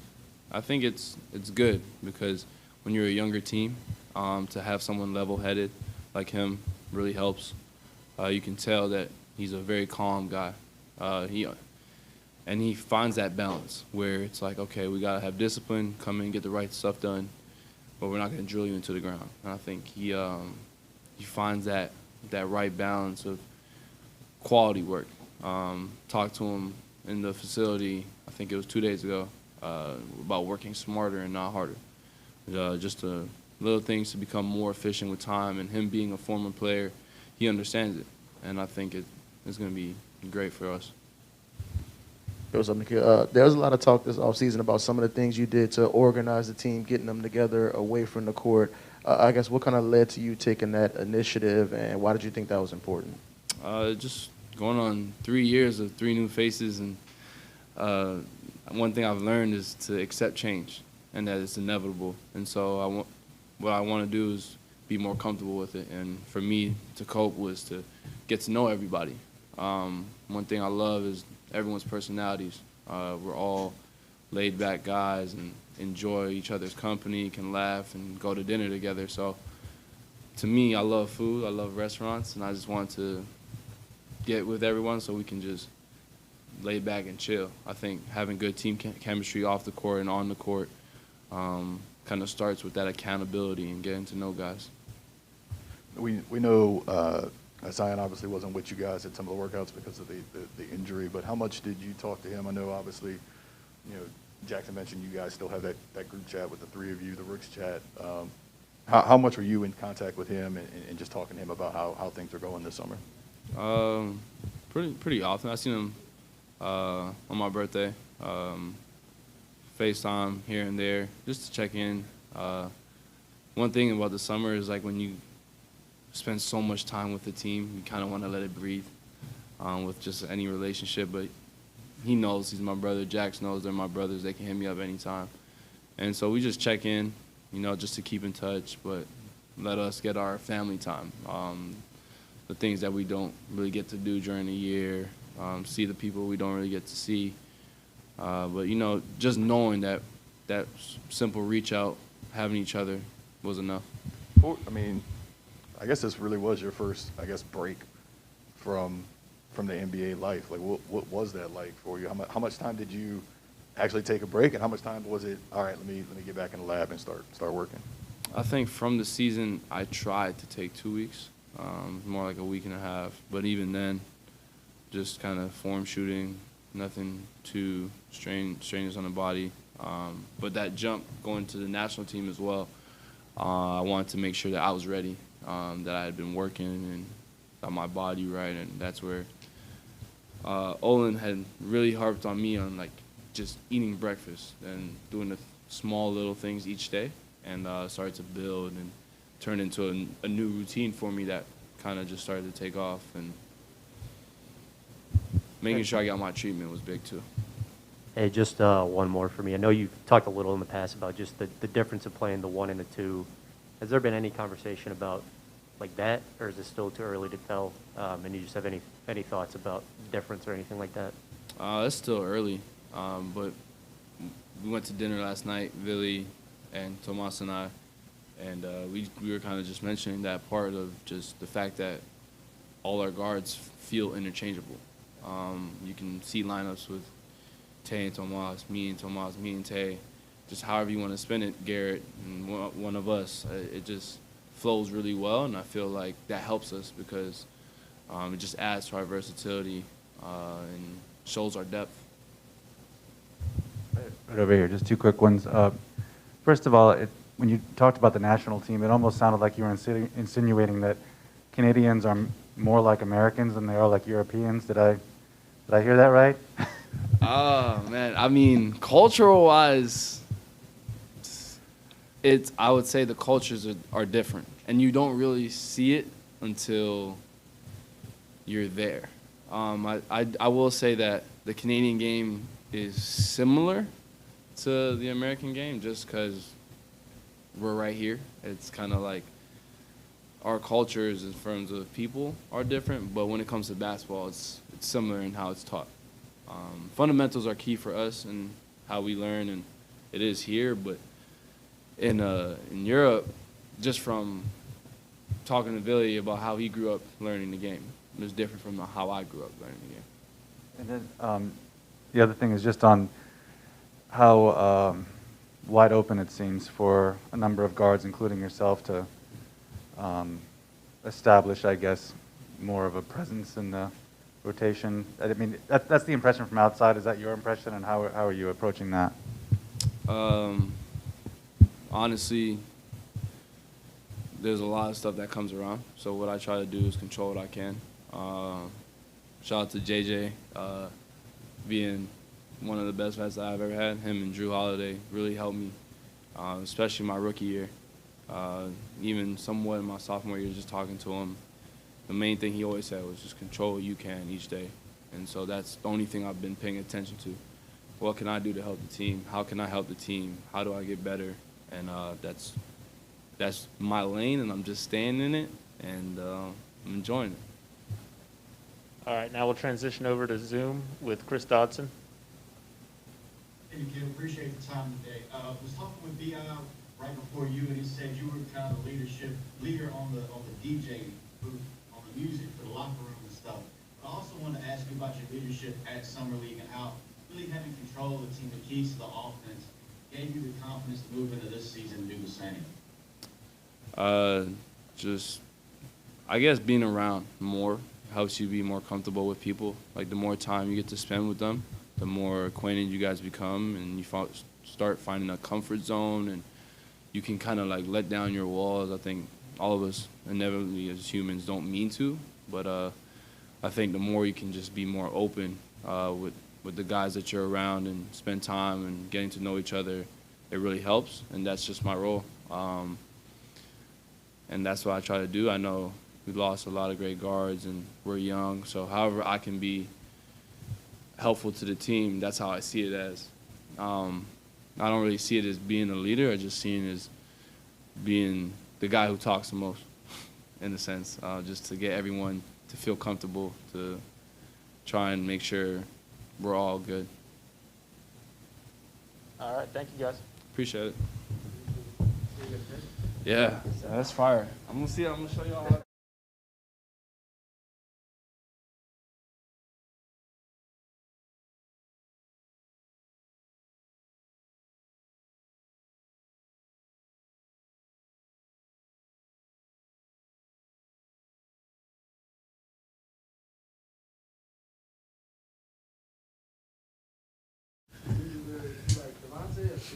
Say it again? You like Devonte or T?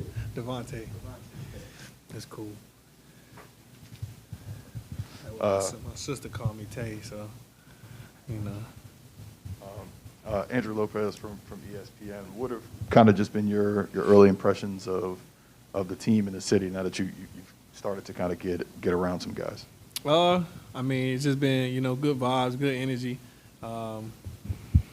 You know, we got to be in Tennessee a little bit and you know, play and work out and, you know, just meeting everybody, being around. So it's been good, man. You know, we're excited to get started. Training camp tomorrow, and it's going to be fun. Yeah, what were some of your takeaways from that experience in Tennessee, just being around the guys and actually being able to get on the court with them? You know, it was just a kind of like a you know, bonding. It was big bonding. Meeting the guys, you know, obviously I played against them, but, you know, I've never really been around them. So, you know, just getting to know each other and being on the court and playing and laughing and joking and stuff like that. So it was definitely a good 2 weeks. Hey, man, just Christian Clark here with Null.com. But just looking back on last year and all you guys having to deal with COVID, I mean, just how difficult was that to deal with that every day? And are you going into the season thinking, like, okay, it might not be normal, but it'll be a little more normal? It's definitely going to be a little more normal than last year. Last year was difficult for everybody, you know, not just the players. People in the front offices, you know, couldn't come down and, you know, be in the locker rooms and stuff how they used to, and travel, and the fans weren't there. And so it was difficult for everybody. Everybody had to make an adjustment, but this year should be, you know, a little bit better, a lot bit better probably. But, yeah, it'll be fine.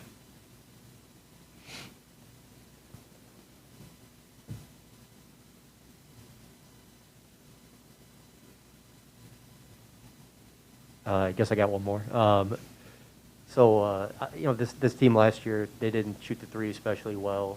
You know, it's something you can obviously do. How just, I guess, important do you feel like that skill is for this team? Just the ability to stretch the floor, and what are your thoughts on just getting to play with guys who attract a lot of attention in Zion and Brandon? I mean, it's a big thing. It's a big thing in the NBA. You know, not just for this team. Everybody, you know, need guys who, obviously, everybody's moving out towards the three-point line. You know, no traditional centers anymore. Even your 5-man can shoot threes and stuff like that. So, just being able to bring that to the table, you know, I'm excited for that. And obviously, like you said, we got guys that attract a lot of attention. So it'll make it a lot easier on me. You know, I'll probably get a lot more wide-open shots with Z and BI, you know, having to be double-teamed and things like that. So I'm excited. You know, I get to shoot the ball. That's what I like to do. So anybody would be excited to be able to do that. Okay, we'll go ahead and go to the Zoom. Chris Dotson. Hey, appreciate your time, man. When you heard about the trade, the social media reaction seemed pretty positive, seemed something pretty fun-loving. You know, try some new accents. You were pretty accepting of the opportunity. Can you talk about maybe the accent you've been working on, how you're gonna try and get around it, and really take in the city and really become a part of it? I haven't got the accent down yet. You know, I'm still trying to meet new people and trying to listen to, you know, the way they slang and say things. But like you just said, Tay earlier. You from New Orleans? Yeah, man. See, yeah, I knew he said Tay. He didn't say Tay. He said, you know, he kind of had a little accent to it. You know, I heard it, but I ain't gonna say. I didn't say nothing. I'm just, you know, taking it all in. You know what I'm saying? So. But yeah, man, it's gonna be fun. You know, I'm definitely gonna try to embrace the city. Obviously, you know, happy to be here, and you know, can't wait to get things rolling. Nice. Yeah, I'm good. Recording stop.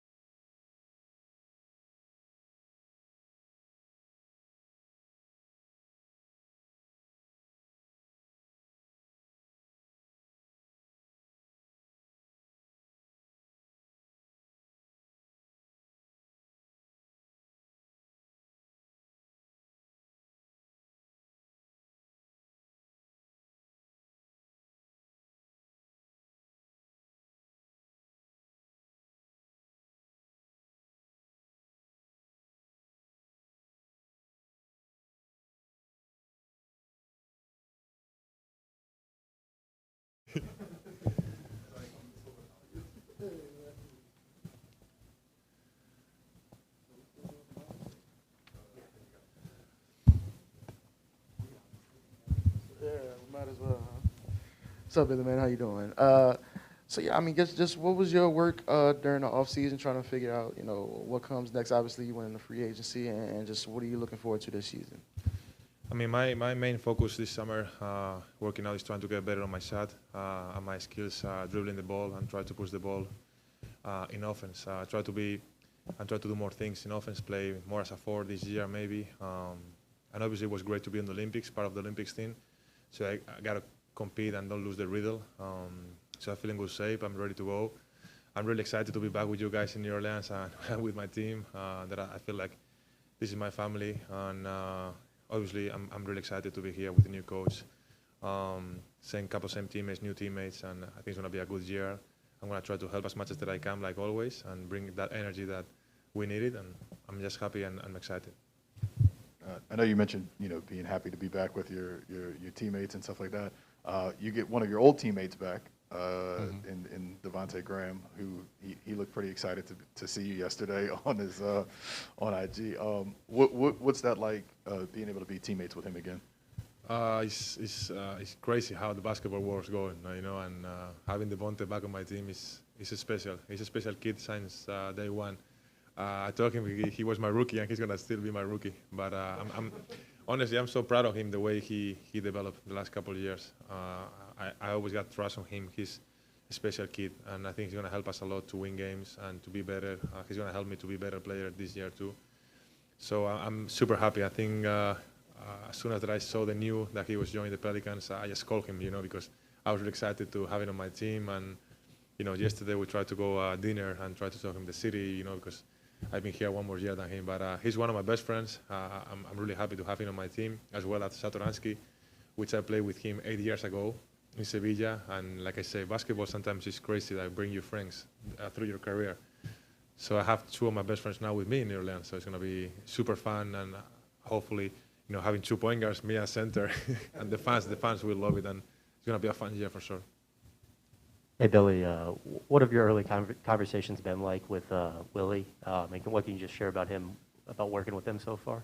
I mean, I'm really happy with Willie. Really humble, really straight, and I think we have a really good relationship, and we're going to build that through training camp and through the year for sure. I think everybody, him and me, we want the best for the team. Try to get better, try to compete, try to win games. This is how we do, and try to build this, like I saw every day. I told you guys, this is our family. So we want to try to create an environment where everybody feels comfortable, everybody want to be part of this family, and everybody trying to work hard. That's the only couple of things that we want, and I think we both agree. So I'm excited to keep working with him, try to play with him, and just try to learn as much as I can from my coach. When you say that Willie is straight, could you explain a little more what you mean by that, or give some examples? No, I think those couple conversations that I have with him, and you guys know him a little bit too as well, he is trying to create something special here in New Orleans, something unique, something that means family. Like everybody wants to be in the arena and at the practice facility working because they're having fun. We're trying to do and having fun on what we're doing, and this is really hard. So I think that our mentality and our family is gonna be like that. Honestly, I've been talking with Griff, I've been talking with the coach during summer league, during training camp in Nashville, and everybody was working hard. Everybody was there, and I'm really excited. I'm looking forward to start training camp tomorrow. Try to build our chemistry. There's a couple of new guys here, but I think it's, like I told you, it's gonna be hopefully a good and fun year.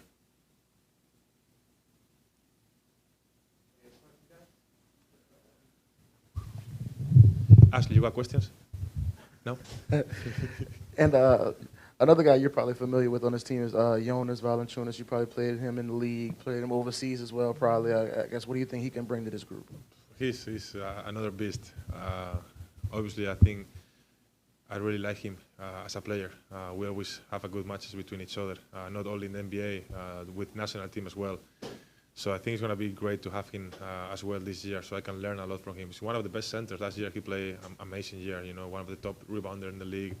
Really strong, really smart, really skilled for a big guy. So, you know, when I was a kid in Europe, we always listened about Jonas Valančiūnas, to one of the big guys in Europe. And he was coming to the league super young, I think with 19 years old. So he's one of those guys that I was learning how to do the pick and roll. He's extremely good on pick and roll, rolling to the basket, reading the space. So I'm really excited to working with him, learning with him, try to compete, against each other, and I will try to do my best to beat him as well. Looks like we have one Zoom question. Hey, boss, appreciate the time this morning. Could you talk about how your role with the team at the Olympics is going to kind of vary differently from your role here with the Pelicans, but the faith they showed in you to bring you back, give you this role, and that's going to let you show how much your game's expanded and what more you can do on the court? I mean, obviously, it's different roles, right, with the national team and here with the Pels. But being my second year, I feel more comfortable on what I can do. Having worked extremely hard this summer to be better on my shooting, on my dribble skills, try to do more pick and pops, try to be more options for my coach and for my teammates. The best option that I can do, I'm ready to do that. And like I said, I'm just happy to be here. Whatever Willie want me to do, I will do that, even if it's the 4, the 5, be on the bench, supporting my teammates. I'm just glad to be here another year with my teammates and be part of the NBA community another year. And I think my experience and my work and my patience is always going to pay off. And I've been working hard all my life. I love what I'm doing. This is going to be my 6th year in the NBA. I never believed that I'm going to be NBA players, first of all, and now it's going to be my 6th and my 10th as a professional. So I'm just trying to have fun. I got the same motivation, same illusion. So whatever my role is going to be, I'm going to take it, and I'm just going to do more and more and more and more things. All right, thank you, Billy. Thank you, guys. I'll see you in a couple of days.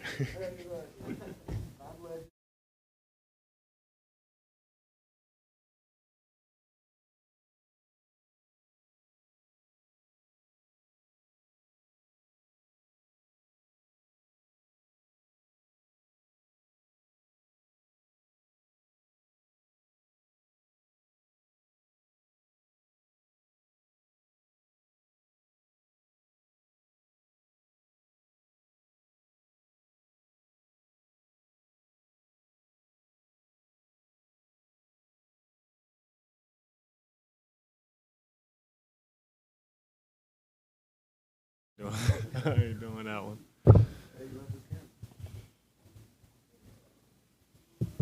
No questions? All right, cool. Shit.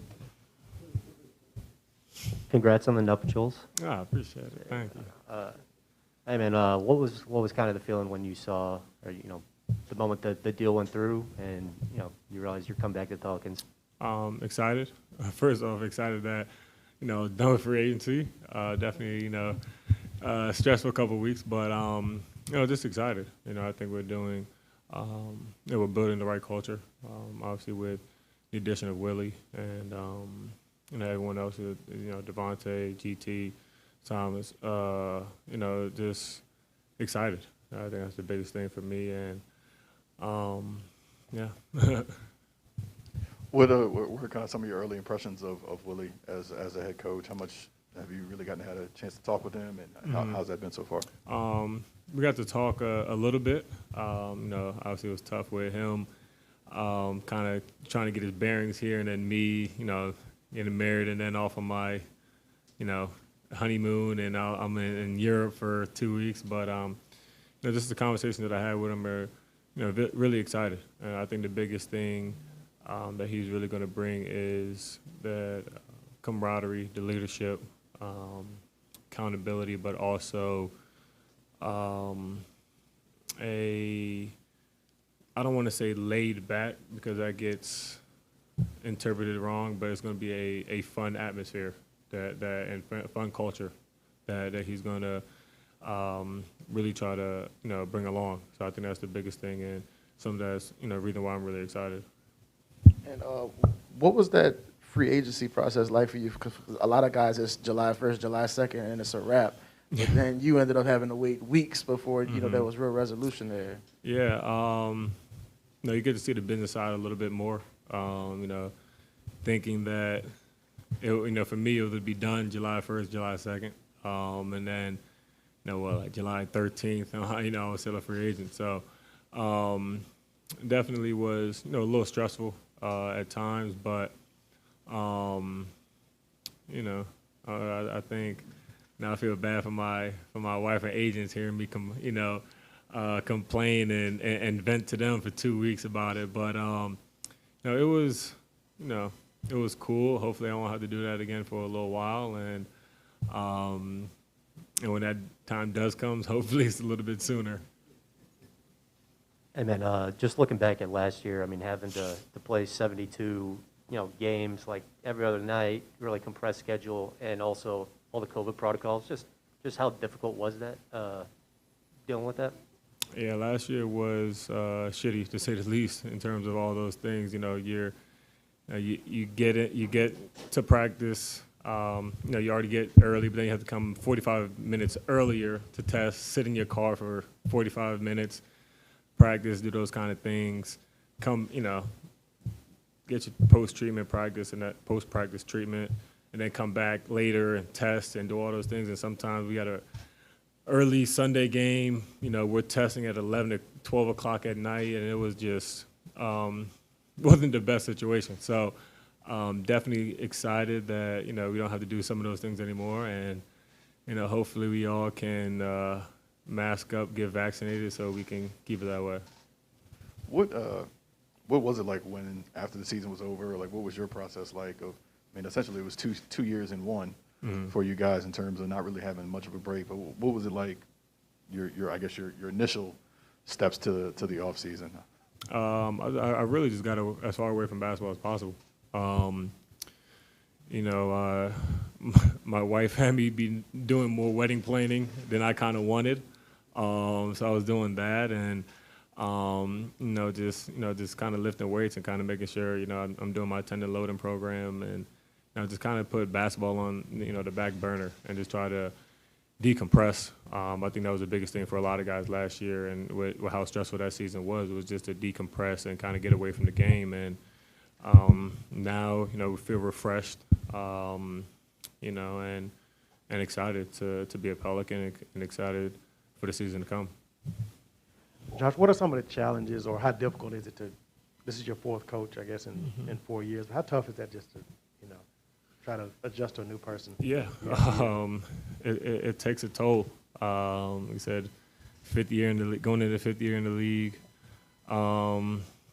Honestly, really like my fourth and a half coach, because we had Bron too. So Bron was definitely part of Bron and Rondo. So both of those guys were extremely high basketball IQ. So I really had basically five coaches. Put those two halves together, you get five. But definitely something that I didn't prepare for and didn't foresee. But right now we have an amazing head coach who's we're all excited to be here with and to play for, and looking forward to having several years with one head coach. I think that's the most exciting thing for me. But just like I said, just excited about being in a good situation.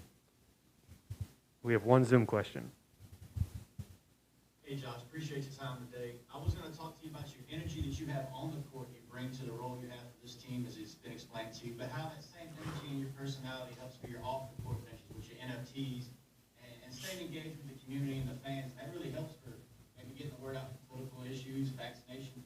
It can go and affect all of that. Could you talk about your energy on off-the-court ventures and how you interact with the fans? That helps your marketability, your brand, and everything.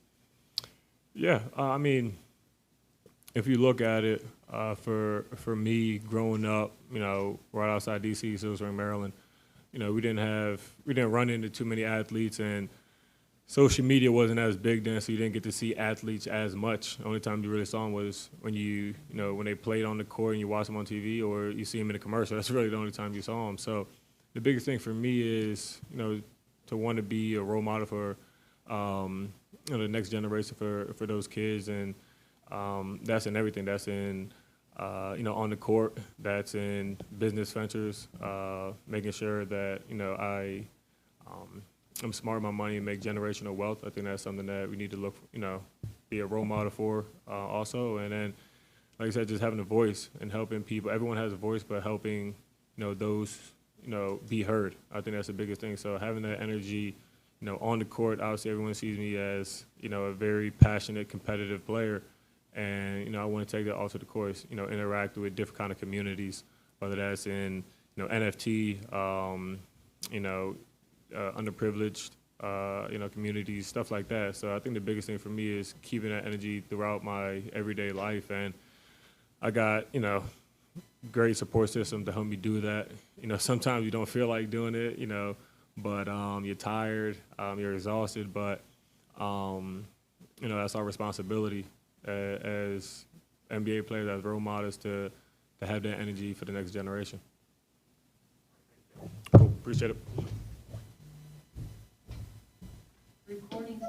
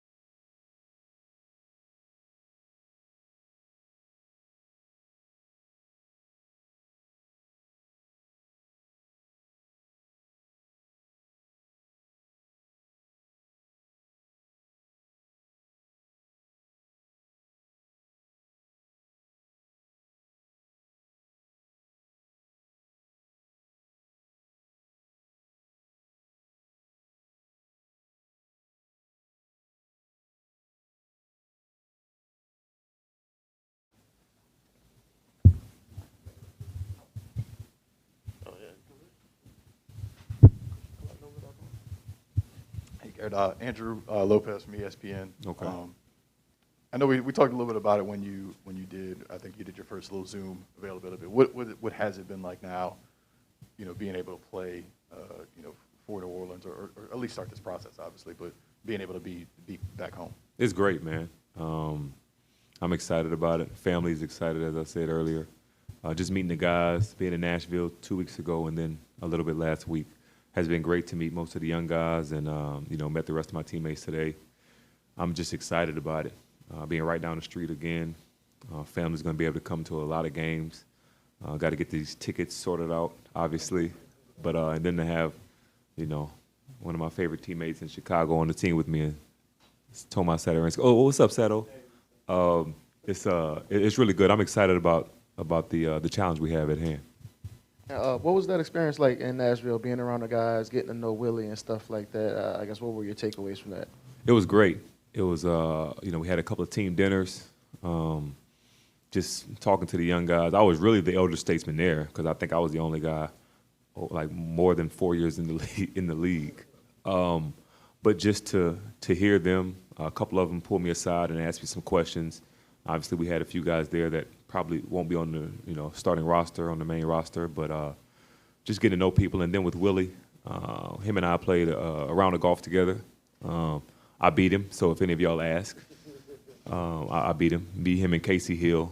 But just talking about, ways that he likes to coach and things that he's taken from Monty and Steve. And I'm excited to be here in his first opportunity to be a head coach. Hey, just, in your previous time in the league, did you ever, run into Willie? Did you guys have, a prior relationship or anything, or is it just kind of starting now, getting to know him? We probably physically ran into each other since I played against him. We were at the same spot. So I think I played against him, I don't remember how many years, but probably 5 years. But since then, just, saw him as a coach, and we never had a relationship besides just competitors. So I'm excited to, build that here. And but I always knew what type of player he was, hard-nosed guy, defender, never made mistakes on the offensive end. And, most guys like that become pretty good coaches. So hopefully, we'll see what we can do here. The backcourt here has a lot of versatility, it seems like, between two guys in here, Nickeil, Devonte, Kyra, all these kind of guys. How does that help when you get onto the court to have so many guys who can play one and two? I think it helps a lot. As you stated, obviously the guys that we brought in terms of Devonte, Sato, myself, guys that can play on or off the ball. You know, Sato being 6'7", having that length as a defender as well. Myself, you know, and then having Kyra that can play on or off the ball as well. And then Nickeil being a guy that can really do both, a lot of things with the ball or off the ball, defensively, very long. I think versatility is really key in today's NBA, and to be able to have a lot of positions that have versatility, it bodes well for us. Could you ever see yourself moving into coaching when you're done playing? I've thought about it before. I've also thought about the front office, and just being honest, the way that the NBA goes with this, that coaching stuff is kind of finicky, man, you know. So I would probably lean towards the front office if I had to make a decision today, if I had a choice. But I definitely thought about it. And what do you kind of see as, just given all your vast experience in the league, but also maybe even being a Louisiana native, what are some of the ways that you can help the team as a whole, regardless of how many minutes you're on the floor? I think just bringing that veteran presence, you know, being that guy, as Sato says, I talk a lot, so being that guy that can stay in guys' ears, or if they ask questions, let them know what I see, what I think. But honestly, I think just showing them on the court, you know, things that I can do, things that should be done a certain way, especially on the defensive end. I've been here for a little while now, so I know a few tricks of the trade on defense. And but other than that, just being an ear for people. I mean, you know, being somebody that can talk to guys about whatever they need, on or off the court. Now that you're here, you'll probably get to listen to John Brady on the air more. Are you looking forward to that? Yeah, Coach JB. Coach Brady's a great guy, man. He's very different now than he was as a head coach, I'll tell you that, and in a good way. I love Coach Brady. Hey, Garrett, when you were a teenager, I guess this is when this franchise first came to New Orleans. Do you remember much about when the team first got here, and did you ever imagine that you'd be playing for them one day? Nah, I just remember thinking, why are we the Hornets? We don't have any Hornets, really. I see a lot of B's. Seriously. I was like, we need to get our Jazz name back. You know, New Orleans is about Jazz. And then when they changed the name to the Pelicans. But early on, when I came to a few games in high school, but never, you know, you never think about coming here. And then my teammate Marcus Thornton got drafted here when we, you know, the year we came out. And then you started thinking about that. And then over the last 3 years, I guess, in free agency, New Orleans has kind of popped up. Hey, you know, is there interest, blah, blah, blah. So at the time was just right. It was perfect timing this time. And, you know, it just so happened to work perfectly.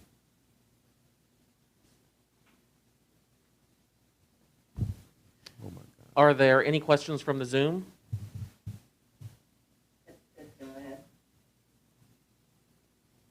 Yeah, I just wanted to ask you about like this first day of school feeling that you get on media day session. Is there something that's changed a lot since you first come into the league, and what's remained the same that you can kind of help the younger guys go through? I'm not as nervous as when I first came into the league. Trying to figure out if my, just more relaxed once you 12 years in. It's crazy. I remember my first media day. And, you know, I've talked to a couple of the younger guys already the last couple of days. They've called me, and I've told them what to look forward to in that first training camp. You know, by this time is when you start getting the, you know, nervousness in your stomach and stuff, thinking about tomorrow. And I don't really have that. I have a nervous feeling, but I kind of know what to expect now. So I think just understanding things and knowing what to expect tomorrow is probably the difference.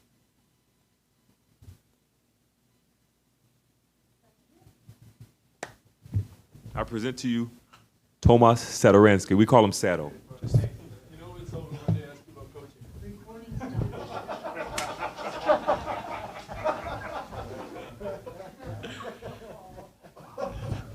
Hi, I love you, GMGT.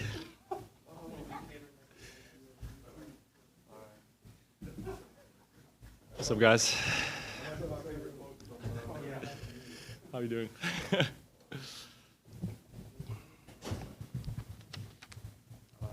I guess Andrew from ESPN, I'll ask the same thing I was asking him about the versatility. How much do you think that helps with this backcourt?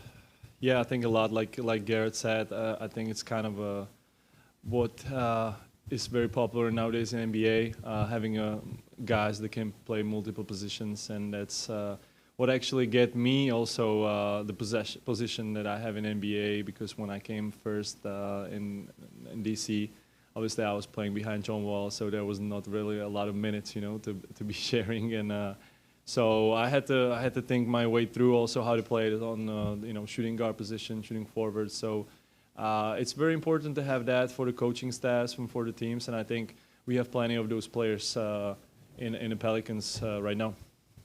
And what's the process been like for you, just getting to know the rest of your teammates? Obviously, you know some of these guys from the past, but I think Nickeil or Billy, one of those guys mentioned you guys went to dinner the other night. Just must have been like getting to know everybody.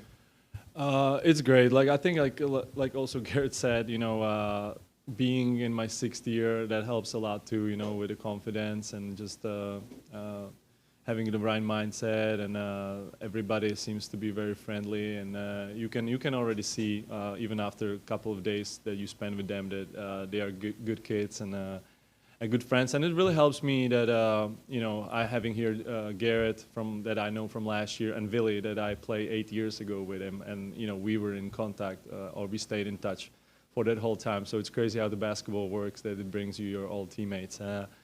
But I think everybody know each other here, and I think it's going to be a great group of guys, and I'm obviously still in kind of a transition in getting to know everybody, and that's what the training camp will obviously help for too.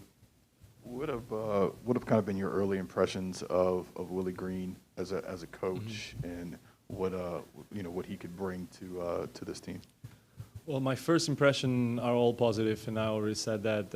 I think he's player's coach. I think he's someone who will listen to you and try to help you out, and what I've heard, that gives a lot of players a freedom on the court, which is I think very good for a young group like we have here. But obviously, like I said with the other players, I still have to talk to him a little more. I wasn't in Nashville, so I'm still getting to know him a little better, and we already agreed that we're gonna grab lunch, coffee, whatever.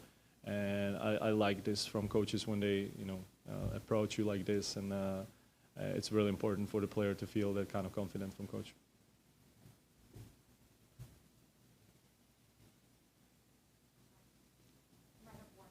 Okay. Any questions from the Zoom? Damn, okay. That's fine. On to the next one. See you guys.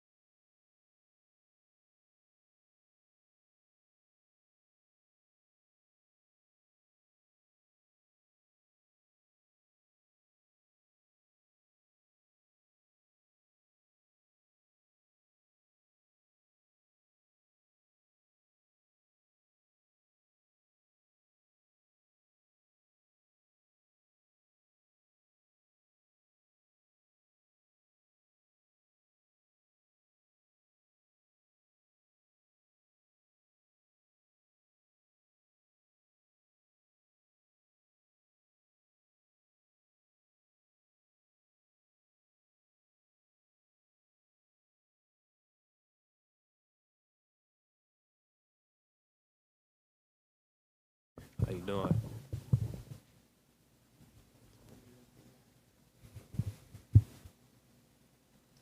So, Will from The Athletic.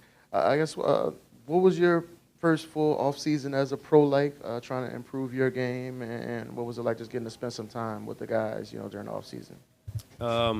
Just like any off season, when you play basketball, you just want to focus on what you can get better at to help the team.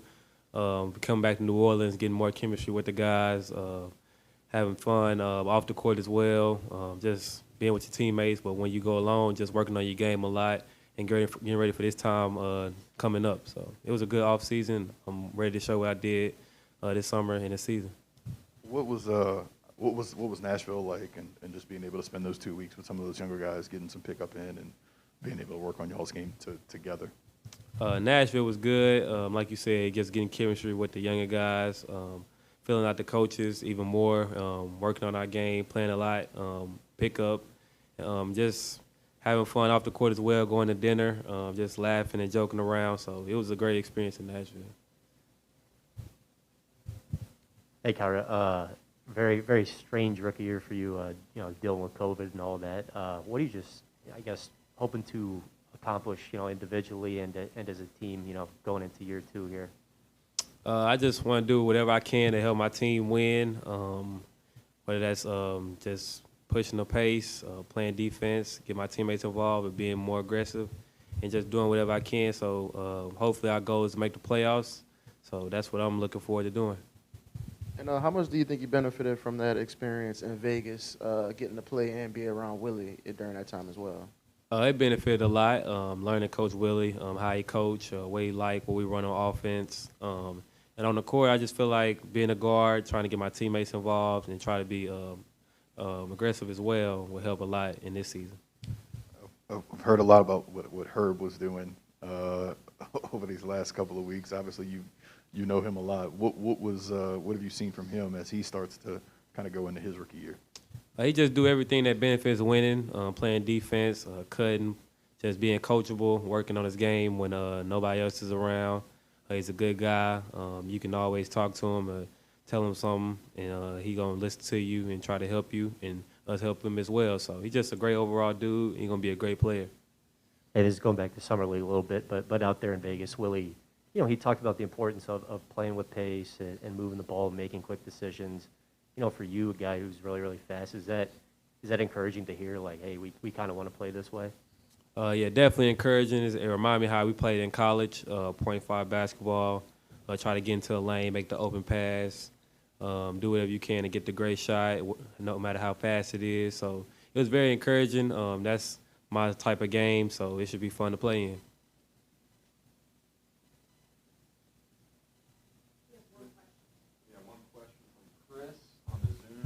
Chris, you can go ahead. Hey, Carl, I was wondering what's your plan in place for maybe dealing with some of the growing pains that you're going to have this season? And also, now that you got Herb over from Alabama, what's your plan in place for the growing pains of being so close to LSU? The growing pains is going to happen, so, you really just accept it, take the good with the bad, and keep moving. And like you said, help Herb in his rookie year because everybody's going to have growing pains, so just give him my knowledge. And as far as LSU, I'm from Alabama, so, I don't think y'all can stand a chance in football or basketball. So, appreciate y'all.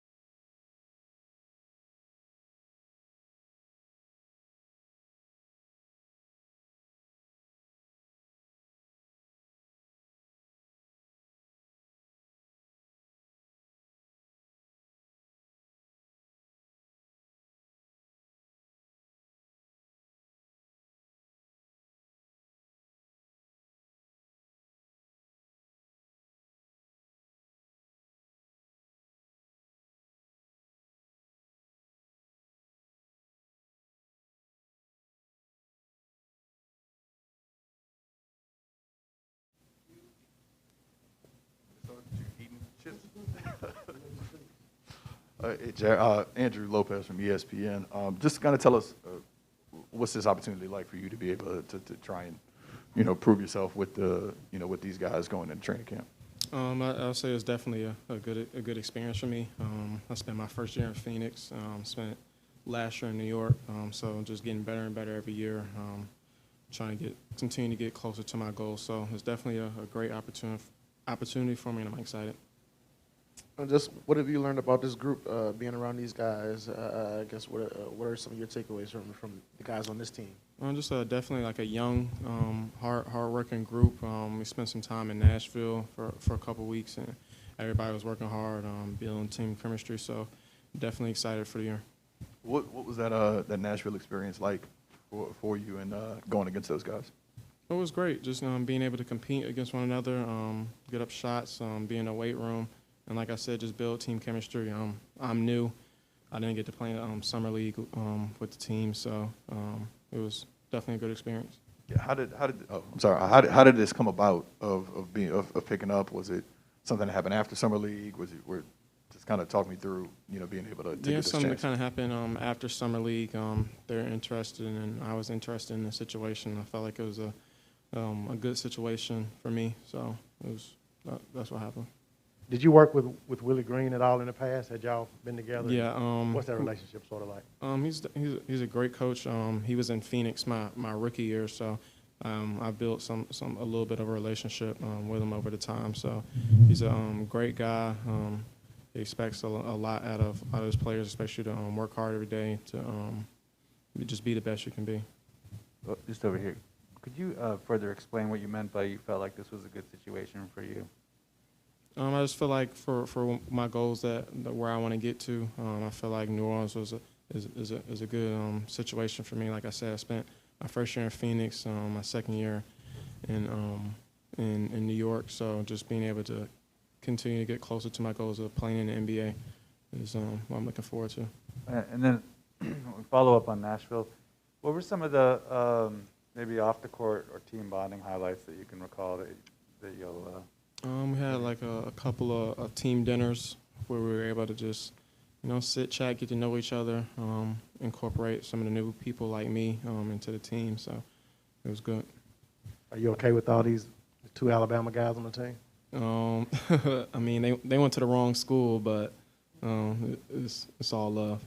I was going to ask you about those guys and how familiar were you with them or other guys on the team, and how much did that help kind of when you were in Nashville? Oh, definitely. Just when I spent 3 years at Auburn, so of course I saw Herb and Kyra come to Auburn on visits, and I played against Herb for a couple years, and I played against Kyra for a year, and it was just like we've always seen each other, so we have some sort of relationship.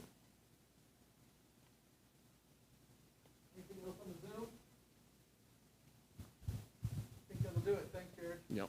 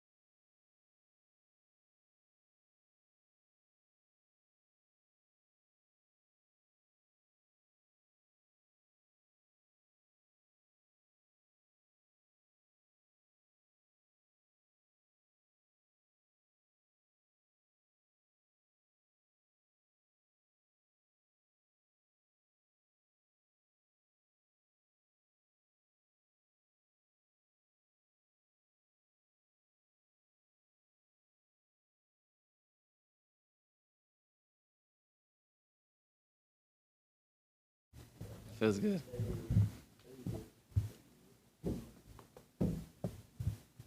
So, Jose, just give me your experience from Vegas. What was that like? And then being around the guys in Nashville, just kind of learning from this experience.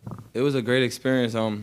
They told me a lot of stuff in that little time period we had, and I was just so happy to be there with those guys. They made me feel like I was one of them right away, and they taught me so much that when the summer league was over, I went home and worked on it, and I felt so much better coming back to training camp with them, and seeing their faces how I was working on what they was telling me. What was that experience like, being coached by Willie? Obviously, the guy who's going to coach this team this season. What was it? What were your first impressions of Willie like? It was amazing. He's a player's coach. He understands us. He knows the whole game. He obviously been in it. So it was pretty good learning from him and where he's coming from a great coaching staff. It was a real good experience for me. Hey, winning Defensive Player of the Year, last year, and then I think we saw some of the defensive ability at Summer League. For you, just where do you feel like, I guess, the desire to compete on defense comes from? That's my bread and butter. I gotta stay like that for my whole career if I want to be here. So that's exactly what I'm gonna do. Whatever role they want me to play. But that's what I came here to do, to play defense as much as I can. Try to get great winning plays and just keep on just being Jose.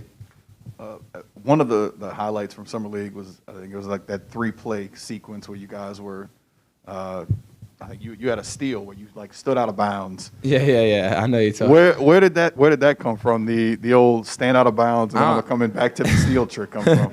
It just naturally happened. Actually, in high school, like I realized nobody really pay attention to you because they all in the game, which makes sense. If they do it for me, I want to do the same thing. So it just happened that I see it and he don't pay attention, I'm gonna go get it. But if it don't work, I'm gonna get in trouble. What was the process like for you coming to the Pelicans and signing that 2-way deal? What other options were kind of presented to you, or what kind of conversations were they having with you throughout that draft process? It was my agent called me and told me congratulations, you got a 2-way with the Pelicans, and I swear it was like the #1 pick for me, man. It was amazing, where I'm from and how my family just was born and raised and stuff. It was just amazing opportunity for me. I'm happy I was with them when I had a pretty good pre-workout with them. It was really well, and when I got that phone call, it was amazing. I said thank you for the opportunity, and I'm gonna just come here and work, and I'm gonna make sure y'all made a good decision type stuff.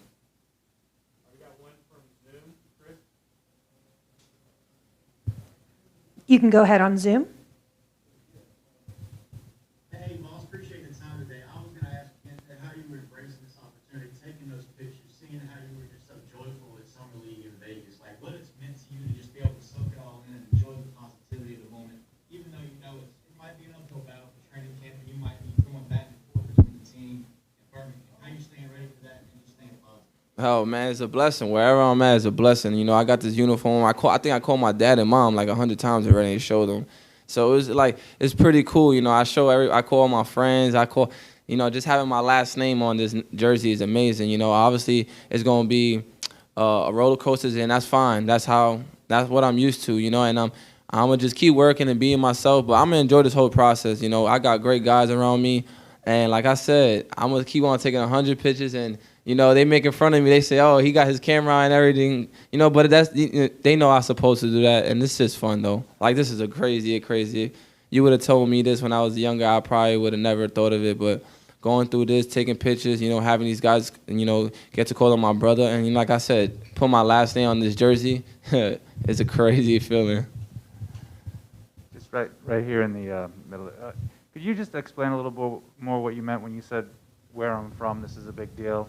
What do you mean by where I'm from? Williamsburg, and my nationality is Puerto Rican.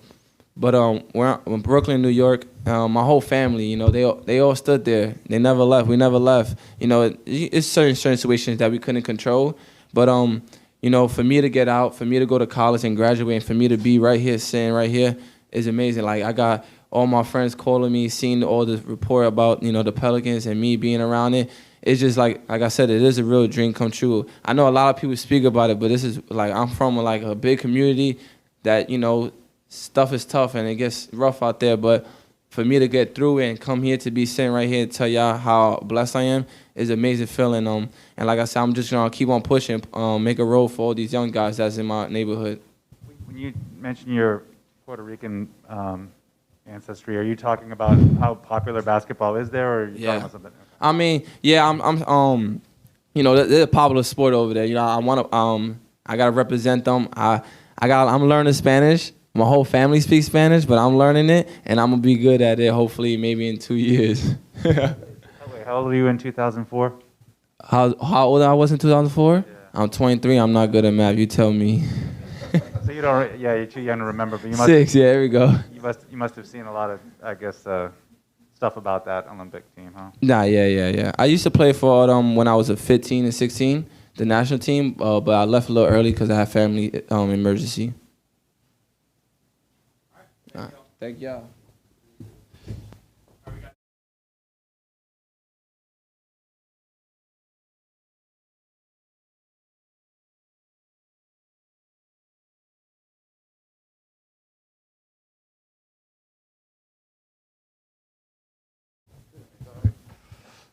Hey, just kind of talk me through your journey, I guess high school, junior, senior year to freshman year of not being able to play. And yeah, that fly's been around here for like It's crazy, man. It's been here the whole time. I'm glad to see it made its way to the podium now. But talk about your going through that, your high school, junior, senior year, even in your freshman year of not being able to play, and then kind of sticking it out to make it to this point. Yeah, I mean, not many people know my story yet, and I mean, it's I don't know, many people like me that, you know, can say that they walked on at a Division II school and then ended up being here. So it's just a blessing to be here. But yeah, not being able to play my junior and senior years of high school was really tough because, I mean, that's when you get recruited to go to college. So being able to, you know, make it through that and just keep persevering, I mean, I feel like I can do anything. I mean, who was kind of looking at you maybe like sophomore year or like sophomore summer? Like, was anybody looking at you then, or was it still? I mean, I was like a 6-foot little guard. So I mean, I really had no interest, no offers, no nothing. Like I maybe like my high school coach was gonna start reaching out to like college coaches and stuff like that, but like no one was coming to see me play, no nothing. So yeah, just to be here is a blessing. Like coming from where I've been, what I've been through injury, it's just a blessing to be here. I mean, even after your freshman, like when you were walking on, was this still part of your dream of making it here? Or was it like, all right, let me just play a basketball game first? I mean, when I'm first coming back from injury, like all you really thinking about is getting through that day. You try, think long term, but take it one step at a time. And that's just kind of what I've done, is just take it one step at a time, just try and get better every day. Obviously, like as a kid growing up, like my dream was to play in the NBA, and just to be here is a crazy feeling. But like going through college and stuff like that, like I just try to take it one step at a time, and just continue to get better every day. Yeah, and like you kind of mentioned, it would have been very easy for somebody with your circumstances to kind of slip through the cracks. So I guess what kind of kept you motivated during those times and allowed you to get to this point? I would say just my support system, my family, my mom, my dad, just everyone that kind of stuck by my side and kept believing in me. Like I think a lot of people who don't really know me, like they would have just counted me out. Like, oh, he had 2 ACLs, like he's done, like he's not gonna do nothing no more. But I think for me, like just having my support system that believed in me, and just kept pushing, kept trying to get better every day. And I'm here now. It's a crazy feeling, man. Have you had your welcome to the NBA moment? You walk in and you see Zion or Brandon Ingram, or what's that sort of like for you? When I mean, it's cool. Like it's awesome to be here. But I think my welcome to the NBA moment is probably still coming. And I think I want to have a long career, and hopefully I can play in this league for a long time. Appreciate it.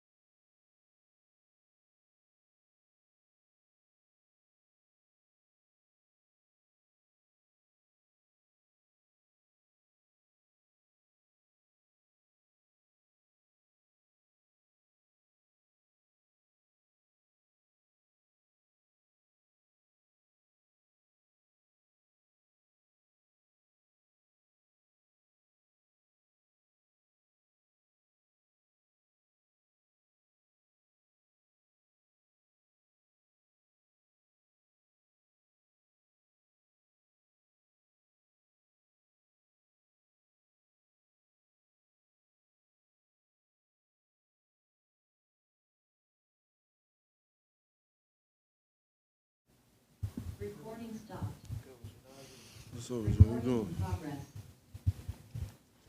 So I guess, how different are you feeling right now compared to when you coming in, as a rookie, undrafted guy trying to find your way now, year two, feeling a little bit more confident in where you at? Definitely feel a little bit more confident. Like you said, having to fight for everything. Now just being here, signing, even going 5-0 in the summer league definitely helped me a lot. So I'm looking forward to the season for sure. And then I know we talked a couple times during summer league. What was just kind of the focus for you afterwards, and just what you want to kind of add to your game this summer? Just continue to do what I do best and let my work show what I've done since I've got here, and just continue that on for the season. And like I said, man, I'm really looking forward to the season. And Naji, a couple of people we've talked to, they all refer to Willie Green as a player's coach. What is it about him that makes him a player's coach, you feel like? I think him actually playing in the NBA himself, had a good career, and then him just knowing the grind, and what it takes to be great, and how your body's feeling, what you're thinking, how you're feeling mentally. So, he just has all the tools for an NBA player as he was. So, just him knowing that right there. Last year, 72 games, really compressed schedule, all the COVID stuff. What kind of grind was that like, being in it? It was just a serious grind, like you said. That's no other word for it, really. Just being prepared, playing every other day. Never done that like that before. So, just I feel like that helped us in a lot of ways. As far as, and it harmed us a little bit. Tough on our bodies, stuff like that. But helped us as far as now we have an 82-game season. We get sometimes 3 days in between before a game. So it just really had its pros and cons. But I'm ready for the season, just like I said. Like you said, you're walking in a little bit more confidence, a little more comfort. Now that you got your guaranteed contract, I guess, what are you hoping to show in year two? Just continue to do the things I do at a high level, lead from the defensive end, rebound, get others involved, and just hit the open shot.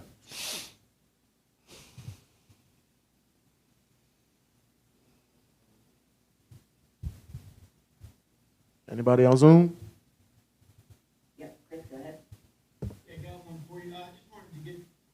Your insight on your mentality and how you really got to earn it on the court. Watching you at Summer League, I don't want to repeat what you were saying in Chicago about somebody being a draft pick, but how those statuses don't matter when you're on the court. Once you step on the court, it's all about the ball. That seemed to be how you approach it. Yes, sir. Talk us a little bit through that. Yeah, just approaching the game for what it is, playing basketball, not really worrying about the outside, political side of it. I work hard. I'm in the gym, so, just let my work show for me. And, let my game do the talking.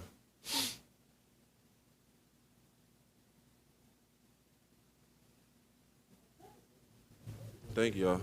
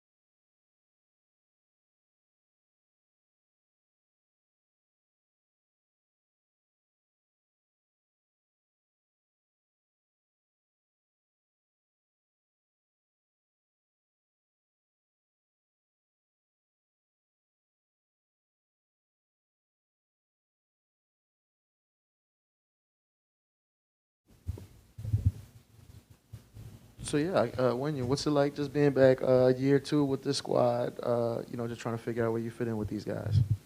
I think it's good coming back, seeing some familiar faces. It's been fun to play with a lot of the young players too. Got to play some pickup last week in Nashville together. So I just think it's been a good experience so far. It's been a short period of time so far, so getting reacquainted with everybody. How was it? Go ahead. How intense were those pickup games? Were they pretty intense or pretty laid back? No, they were pretty intense. I mean, we got in. That was pretty much the main thing we did. We did some individual work. Then we got to playing, getting used to each other, seeing how each other play, how we play off each other, things like that. Yeah, I mean, just how nice is just to have that time, before you really get into it in the regular season, especially coming off of how strange last year was. It's nice to get comfortable with each other. I think that's important. We don't get, the preseason is pretty short. It's still going to be short. It's going to be like a quick week, then we're getting right into games. So I just think it's important as being a young team. A lot of teams have been together for a while, and they have a lot of experience together. So you got to build off these things. Can you notice a big difference between Willie Green and, just the coaches you had in the past?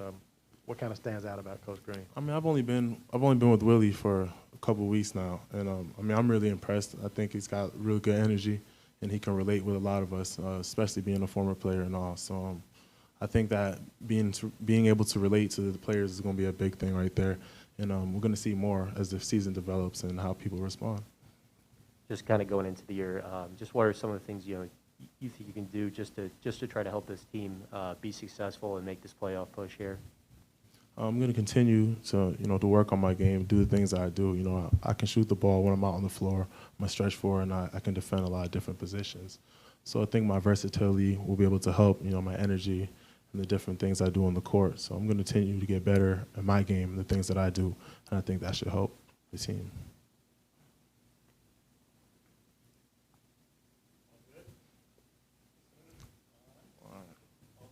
Thank you. Appreciate you.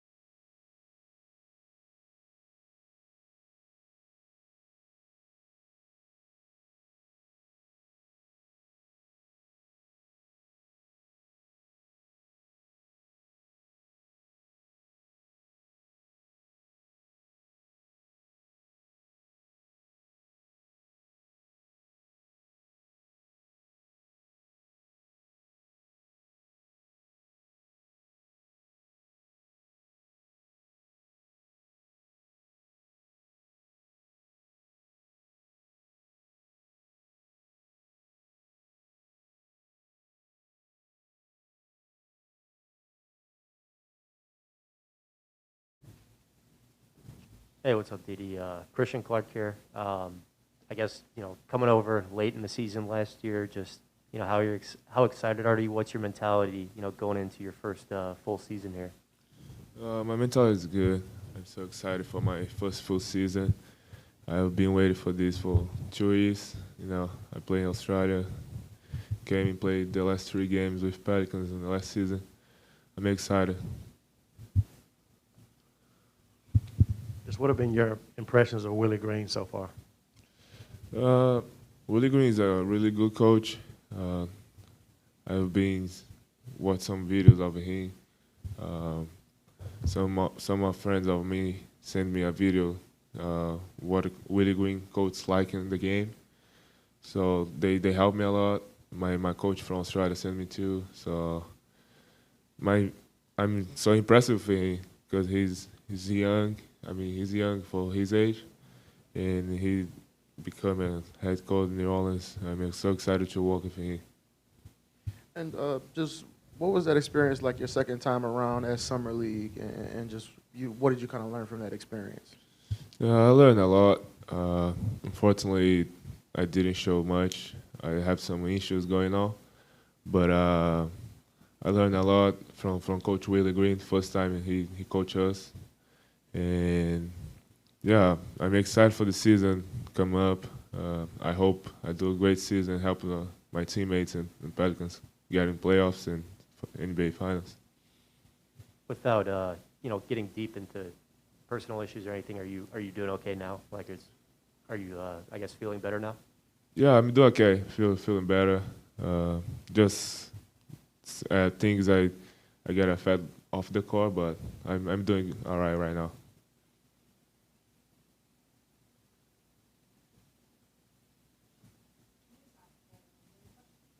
Are there any Zoom questions?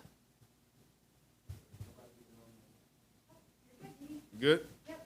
Thank you so much.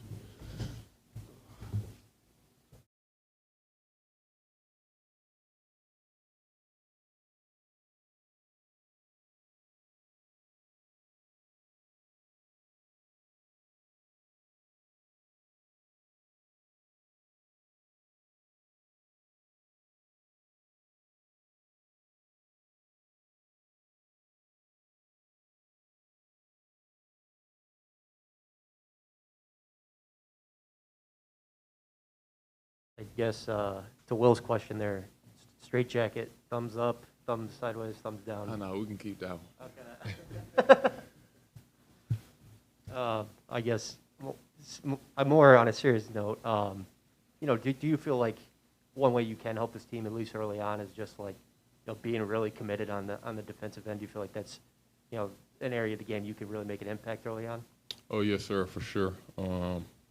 And I feel like that's one of the reasons, why they brought me in, was to have another wing defender, and that's what I'm coming in here to do. Yeah, along those same lines with the straight jacket nickname coming out, people had a lot of good things to say about, the way you played in Summer League, what you were doing in Nashville. Just what's it been like seeing people react to your game and you now being able to show what you can do on this level? It feels good to get the notoriety that I go out and, play pretty hard on the defensive end, and not a lot of people are too in tune on the defensive end nowadays. I think a lot of people are more focused on scoring, and I just feel like the defensive aspect of things is just important as the offensive aspect of things, and it feels good to get that notoriety around the defensive things that I've been doing. Has the reality of being an NBA player, has it sunk in for you yet? Not at all. Not at all, and I have no idea when it will, but right now I still feel like I'm in a dream. What's it like have you been back home? I guess you've been home, so Mm-hmm. right? What's that sort of like, just, walking around your hometown and being an NBA player now? It's still crazy. A lot of people, they stop, they want pictures, they want autographs. Like I said, it still feels like a dream. So, it's a blessing to be honest with you. And just what were some of your main takeaways from that Summer League experience, getting to go against some of the top young guys and getting coached by Willie? It was fun. I was excited to be able to compete again. And it was fun. I had to adapt to the physicality of the game and how the refs call the game, how the pace of the game. I had to pick and choose when I needed to make cuts or make reads. But it was fun, and the way coach was coaching us, it was fun as well. Anybody on Zoom? All right, thank you.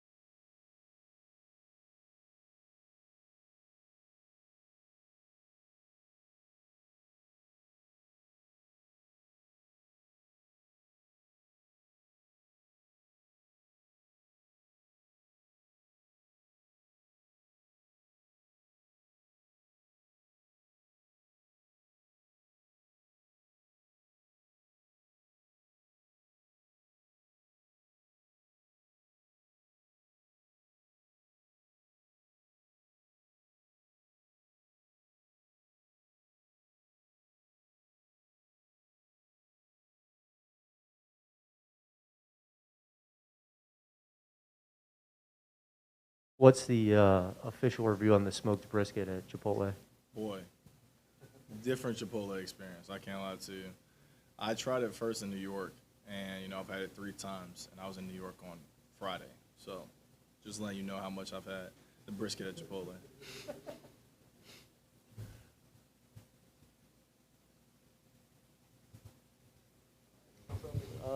What's the focus been for you since leaving Vegas, just getting ready for this rookie season?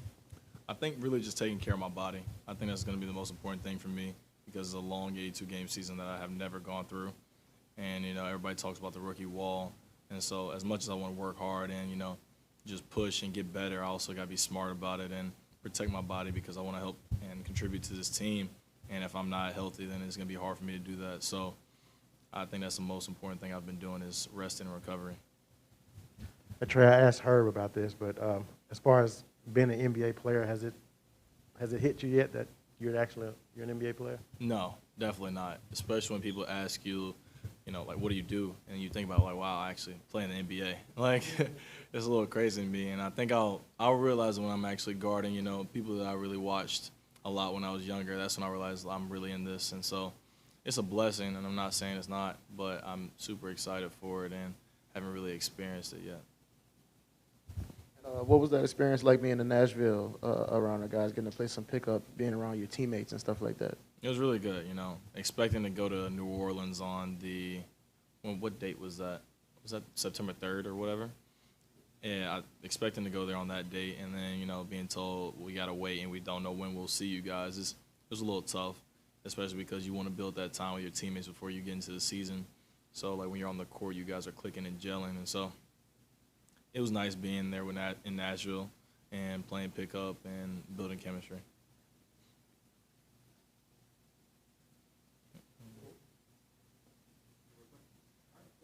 Gotcha. Ooh. Y'all take it easy.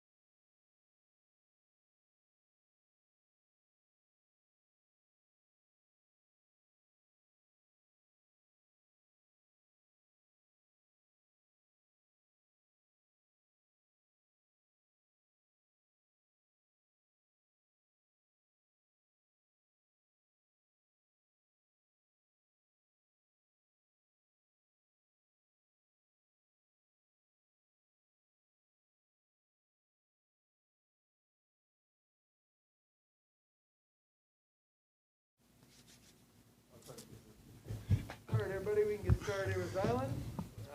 Andrew Lopez, you want to lead us off, please? All right. What for you? What's it feel like being being back with this franchise? Oh man, a whole host of emotions. To be honest, I mean, excited, eager. I mean, ready.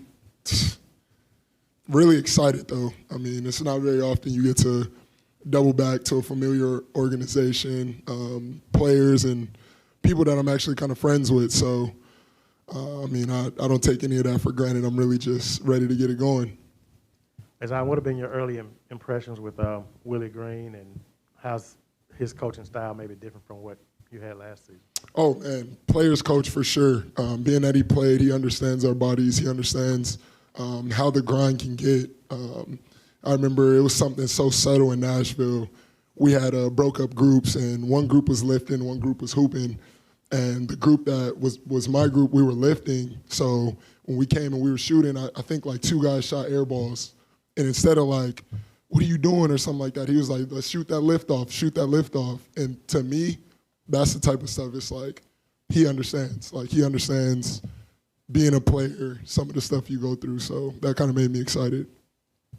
Hey, you kind of mentioned, you're coming back to a place where you already had some relationships. I guess while you weren't here, was there anybody you did keep in contact with or anything like that? Yeah, for sure. I mean, Nickeil, Jaxson, the majority of the guys I came in with, I actually talked to JJ a couple times, congratulated Drew on his finals.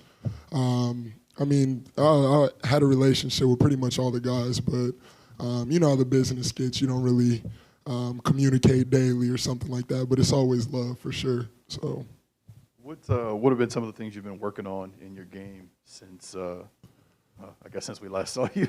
Man, really overall, like a complete game, but slowing down, shooting, breaking down a lot more film, defensively, trying to learn from some of the stuff I wasn't good at, fixing my body, really, being able to maintain through an 82-game season or however long you go with playoffs. So I know midway through my rookie year in the G League, I had missed a couple games. My body kind of started breaking down a little bit.